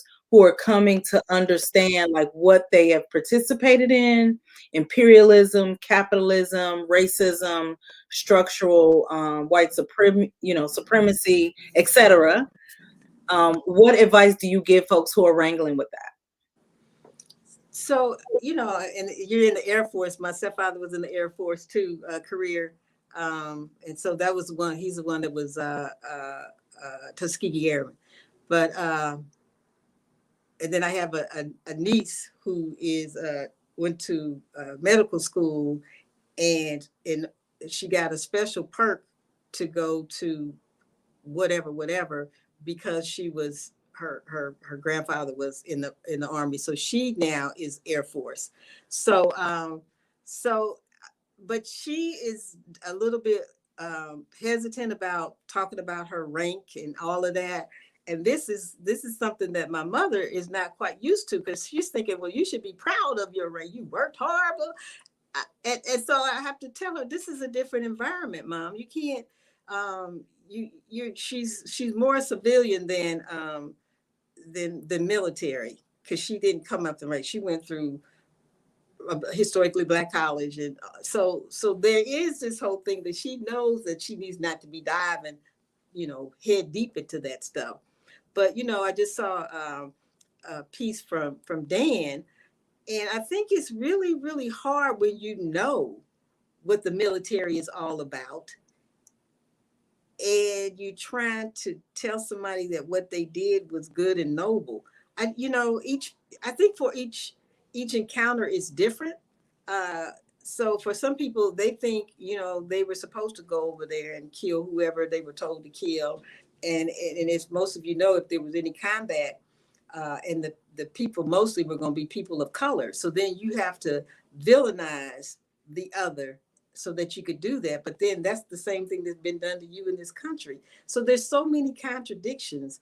And I think when people start thinking about what it really meant to be there, that's when you get like the double dosages of not just post-traumatic stress, but persistent traumatic, stress, to try to figure out like what did I personally contribute to the destruction of a community or a society based on what I did. Now, there hasn't been a lot of active duty combat for a while, but I think that, sometimes people justify it by saying, I'm not going to see combat. I'm not going to have to shoot anybody. I'm just going because I'm going to get me an education.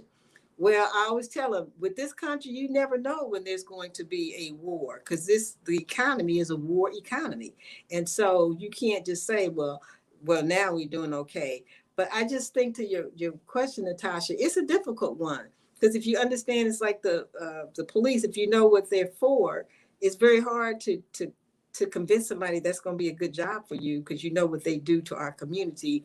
And likewise with the military. Is there some other way that you can get to where you want to go without having to be a part of that? And there are people, I have had arguments with people that said the military was the best thing for them because it taught them responsibility, it taught them discipline. And my response always to them, you mean to tell me you have to have somebody with a gun to tell you when to get up and shine your shoes? Something's wrong with that picture. So I'm just saying, what people are looking for, they can find other places, and we have to help them find that. Particularly when I hear young mothers say, I'm sending him off to the Army because that's going to make a man out of him. Plus, it's going to get him off of these streets. And you all have heard it all. But yeah, I just think that sometimes it's almost, you got a sort of a blanket message, but then individually, as you talk to people and learn what they've gone through or what their family's gone through, you might need to customize that message and be more understanding of what they've gone through. Thank you for that. There's so many great threads that you touched on that I would love to dive down, and we could literally make this a 4-hour show if we wanted to. I was thinking about your last book, Ferguson is America, and I wanted to make sure that we got across the political statement that you're trying to make, perhaps in that book and in your work in general. Could you address that a little, talk a little bit about your message? So when Ferguson first kicked off with the police murder of Mike Brown, um, there were people both in the region and from all around the country, particularly the media, that was saying, "Why Ferguson? Why?" Nobody even heard of Ferguson. Why not St. Louis? I mean, you all have had multiple shootings by police, like it's a normal thing, and so. After a while, I had to just stop dealing with the media folks. I just sent them somewhere else. But there was this nagging question for the young activists and organizers who were coming, like, what does this moment mean, and what and why Ferguson? Like, what happened here that this has become the combustible point for this movement? And so it was actually young people that convinced me to write the book. And my thing was, I cannot write a book during the Ferguson uprising because, as you know, we sustained that struggle for 100+ days. But there were young people that came and said, we'll help you to do some of the stuff, but we really need to know what the history of organizing is, and what led to this. And so what I attempted to do with the book is to go back approximately 40 years for this region to talk about how you could have a Ferguson. Because one of the things that immediately came out about Ferguson, and you probably remember this, is that it was a predominantly Black city with all white city council, an all white school board, and a couple of Blacks on the police. And folks was like, what? How can that be? How can y'all let that be? And people's like, and I did it myself, characterize it as really a little apartheid situation because it was a minority rule, but it wasn't any different in terms of how these municipalities developed. So the other weird thing that people find out about St. Louis is that we have 91 municipalities, and most people think of those as suburbs. So we started seeing white flight in the early 50s. The population of St. Louis around the turn of the century was almost 1 million people. This was a boom in metropolis. It was on the riverfront. This was the place to come and be and connect and all of that, both in terms of mercantile, culturally, and everything else politically. And then, so you start to get the 40s and the 50s, and you start to see the white flight.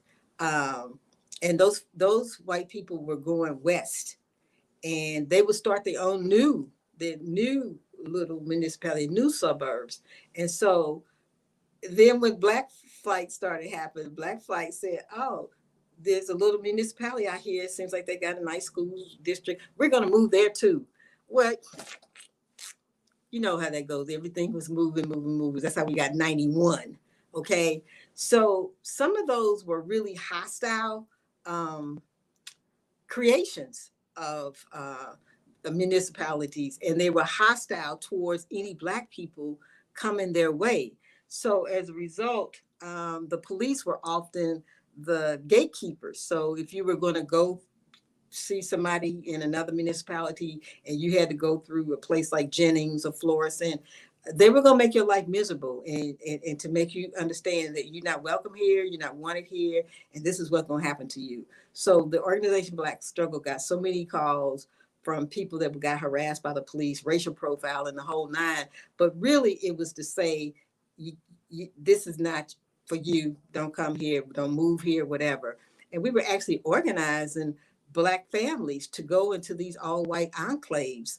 And the thing I say in the book, we were like in our 20s, but these folks were so desperate, they didn't know what to do. So they called on the little, I would say little activists, because I was much bigger than a little gnat, but they didn't know what else to do. And so we came and we organized, and we're like, no, y'all not gonna put crosses up on these people's lawns. And so I talk about that to say that, okay, we were young people too, just like y'all are, but we had a mission and we had a vision about what we thought this region could be. And that's what we've been working on ever since then. So I think I tried to do a continuum of struggle and how it developed in this way, and how you could get to a point where one shooting would just erupt the whole region and ultimately the country, so that it had global implications, is because people have been so tired. It's the cumulative effect of all the police violence and the heaping of economic injustices. It's only so much that people can take. And so the Mike Brown, seeing a young person out there bleeding in the streets for hours in the August sun, that didn't help either. So, really just trying to give some clarity and context, historical context, to what was happening and why, so that young people understood you all have a role to play in this, to take this struggle forward. This is one of your peers that's laying out there. And so that's the impetus of, Ferguson in America, because I think my thing was like, this could have been anywhere. It just happened. It happened in Ferguson, a place that most people had not heard of across the country. But it's not like it's something new and unique. This is existing all across the country. And the first thing that I remembered when Ferguson happened was, what happened in 1968 with the assassination of Dr. Martin Luther King, and you had all these cities going up in flames. And so you had the Kerner report that said, oh, let's study this. Why is this happening? Well, the same damn reason it's happened now. No jobs, racism, poverty. I mean, the same thing. And so, Natasha, when you talked about teachable moments, and let's see how we can galvanize and take advantage of the opportunity here to do something different, something humane, something transformative. Every time we'll let that opportunity go past as a country. So if we had done what we were supposed to in 1968, when they laid out, here's why Black folks across the country are rising up in anger, we probably would have never had a Ferguson.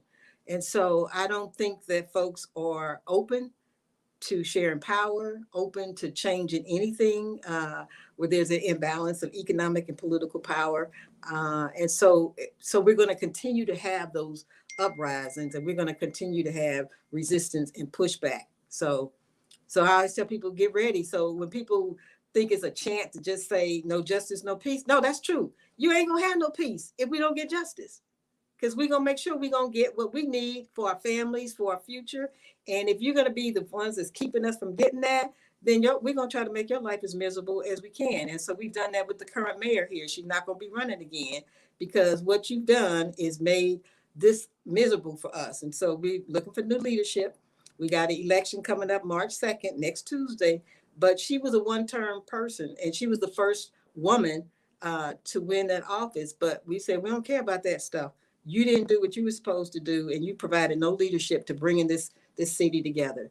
So we, wherever there's opportunity for organizing for around a political agenda that puts people first, that's what we have to galvanize around. Bless. That is beautiful. I have a musical piece prepared for us today titled "What You Need," and it's really like a really socialist piece. I thank you so much for joining us today, Miss Jamala. You really articulate this movement and these feelings that people have in such a clear way. Is very accessible, you I don't want to. I would like to have you back. Can you come back and join us in the future? Will you talk with us again?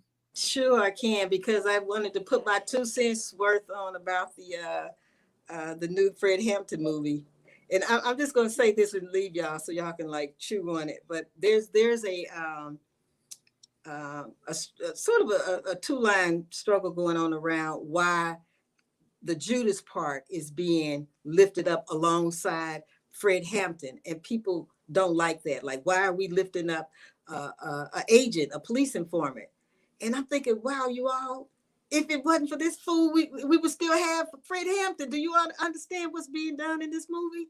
So, so my point is, you all have talked about COINTELPRO. COINTELPRO is still with us in a different form. And so one of the things early on in Ferguson, we saw how police informants were operating. They were infiltrating very quickly the young people's organizations and the young people's sort of ad hoc groups very quickly. And so most of them didn't even survive the first year because of that. And so you gotta take history and let people understand what it means to have somebody in your midst like that. How easy it was for him to get close to Fred, and ultimately the pressure that was being put on him to participate in that way. We saw him go through a whole bunch of struggles too. This is going on, you all, in our communities. It may not necessarily go on with a political person, but informers are used, because we do a lot of wrongful convictions. They're being used to drum up prosecutorial victories. And so, so when you get to like, okay, why is this person in jail for something they didn't do? Oh, they got a police informant or a snitch or whatever to do that. So we know this stuff is alive and well. And if people don't understand how these folks operate, this is part of the struggle. Your enemy is organized. You can't be talking about, oh, all praise is due to the chairman. Yeah, the chairman would be here if we had gotten rid of O'Neill, okay? If somebody really understood what O'Neill was doing and what he was about. So let's not like repeat lessons that we could learn from. I think the movie was beautiful. It was the first time that we've seen some attention being paid to Fred Hampton's partner, the sister. Most of the time you never hear about her. That you saw Black love, you saw Black struggle, you saw the discipline and the struggle it was to even keep that organization together. It was just a lot of stuff in there, and I think it's a training movie for the movement. That's what I'm going to say.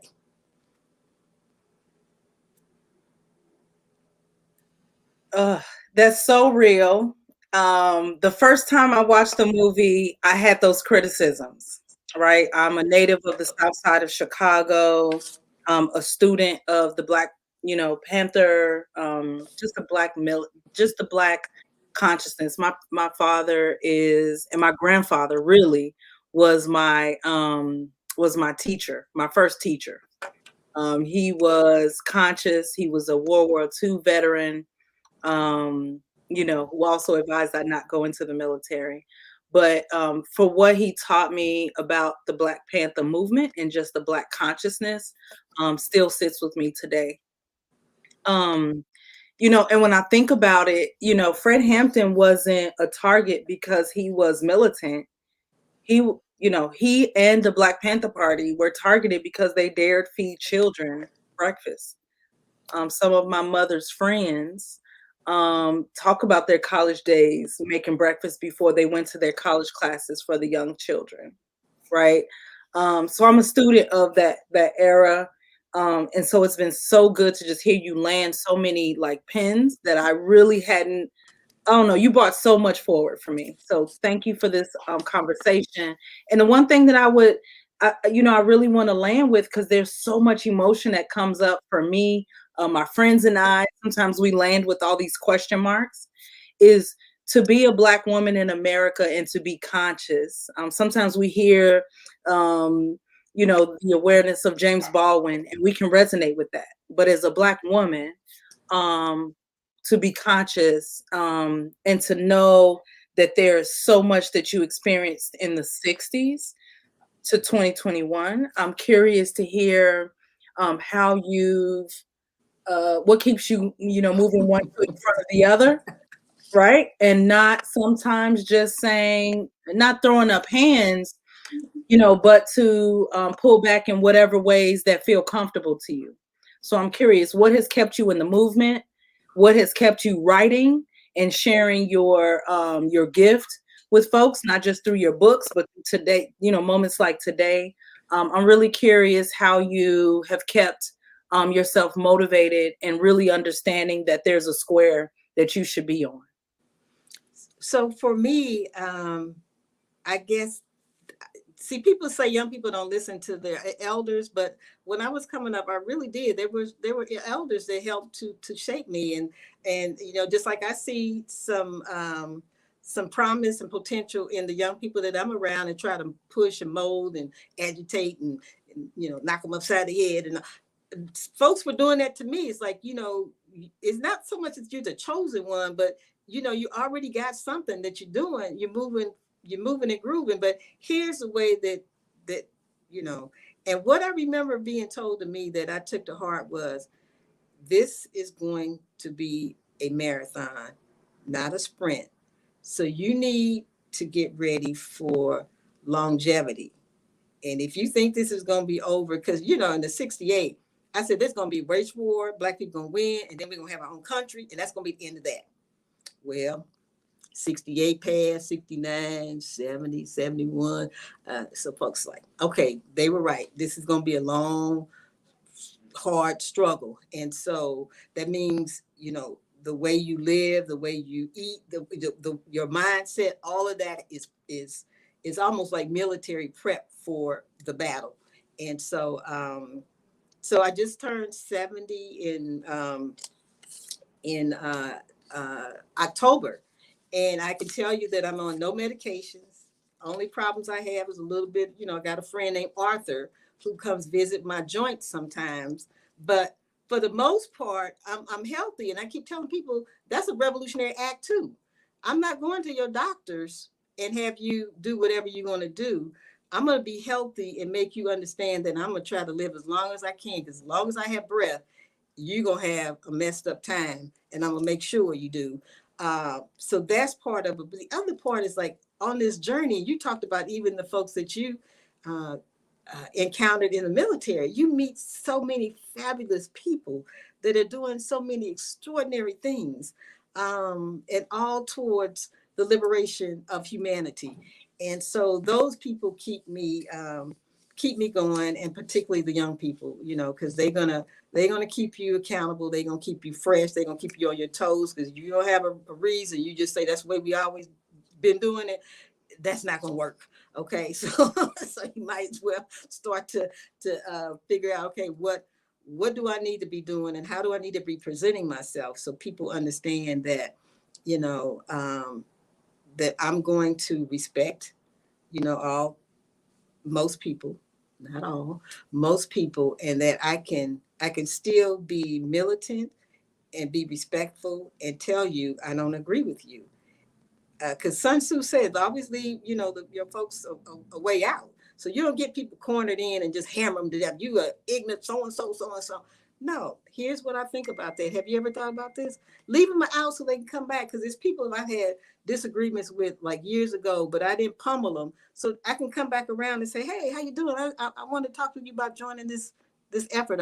So you don't have all these burned up bridges. You know what I'm saying? Which in our movement we do. And that's the sad part about it. So I'm feeling good. These are hard times. COVID has made it even harder to organize our people. They're dying in disproportionate numbers. Most of Black people know somebody now that had COVID or died of COVID. So I just think to keeping a positive mind, being around people who have similar vision and values is always affirming as well. And may the force be with you.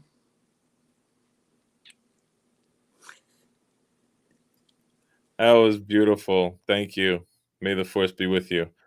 For all you techie people out there. No, you're right.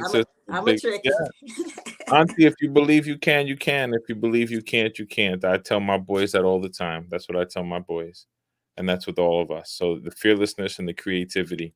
If you believe you can and you put forward the effort and the follow through, you know what I'm saying, then the flowers come. So thank you so much for sharing with us. It was good being with you all this evening. It's been beautiful. Yeah, thank you, Jamala. You articulated so many things so well. I think it's really important and relevant to our specific audience. I think it's really appreciated here. Yeah. I can't wait to have you back on the show. You make it much easier to do the show when you just say it for us. So thank you. That's what I do. Thank you. Thank you so much. All right. Good evening. All right. You can hang out if you want in the green room. It's up to you. Or you can just log off. It's your choice. Thank you so much. Thank you. Everybody, I'm going to share what you need with y'all. I just released this on my YouTube page today. I've been doing these weekly live shares, y'all. And this is, go check it out. I won't say whether it's my best or whatever, but I would appreciate some feedback and some input from family. So we can see how the conversation continues in music. And we know that life inspires art and art inspires life. So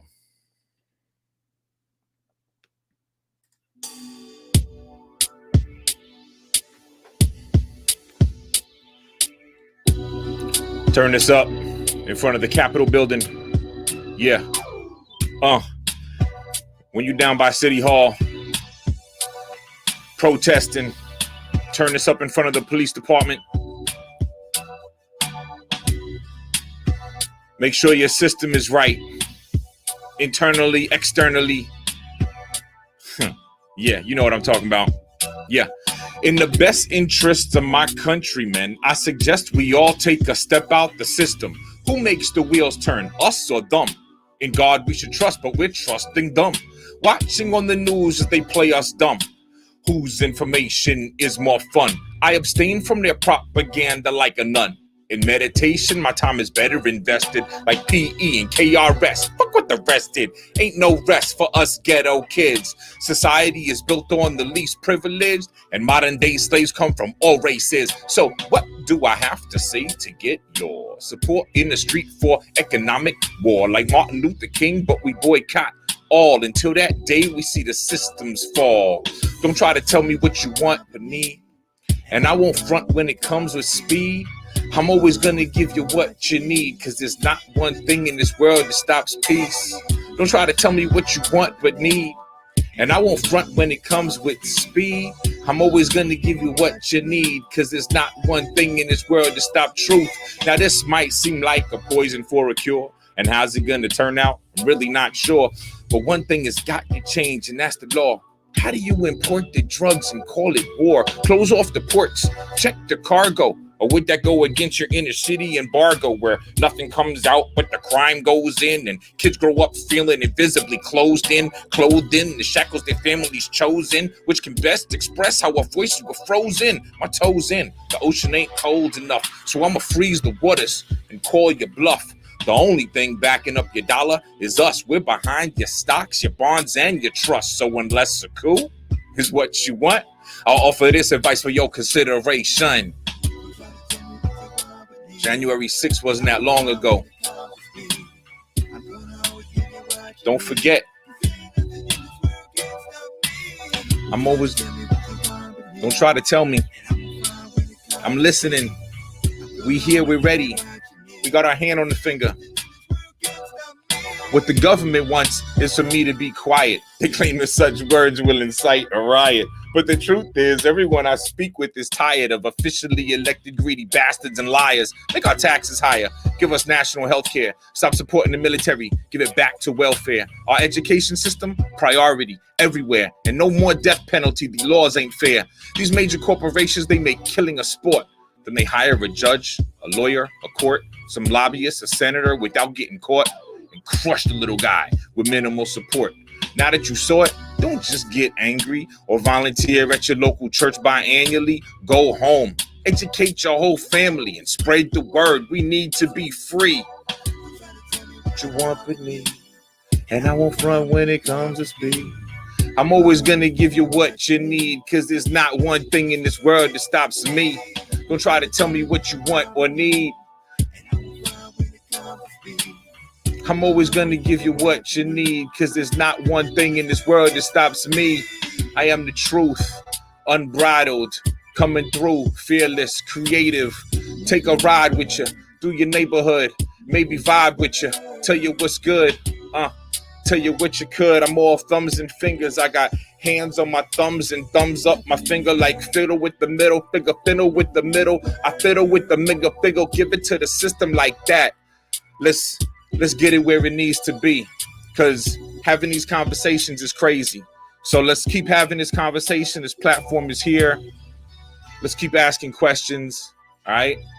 Let's lay out some plans and details. Thank you for being here with us. Be here with us every week. Share this conversation, grow the conversation. We love you. Peace, love, and light.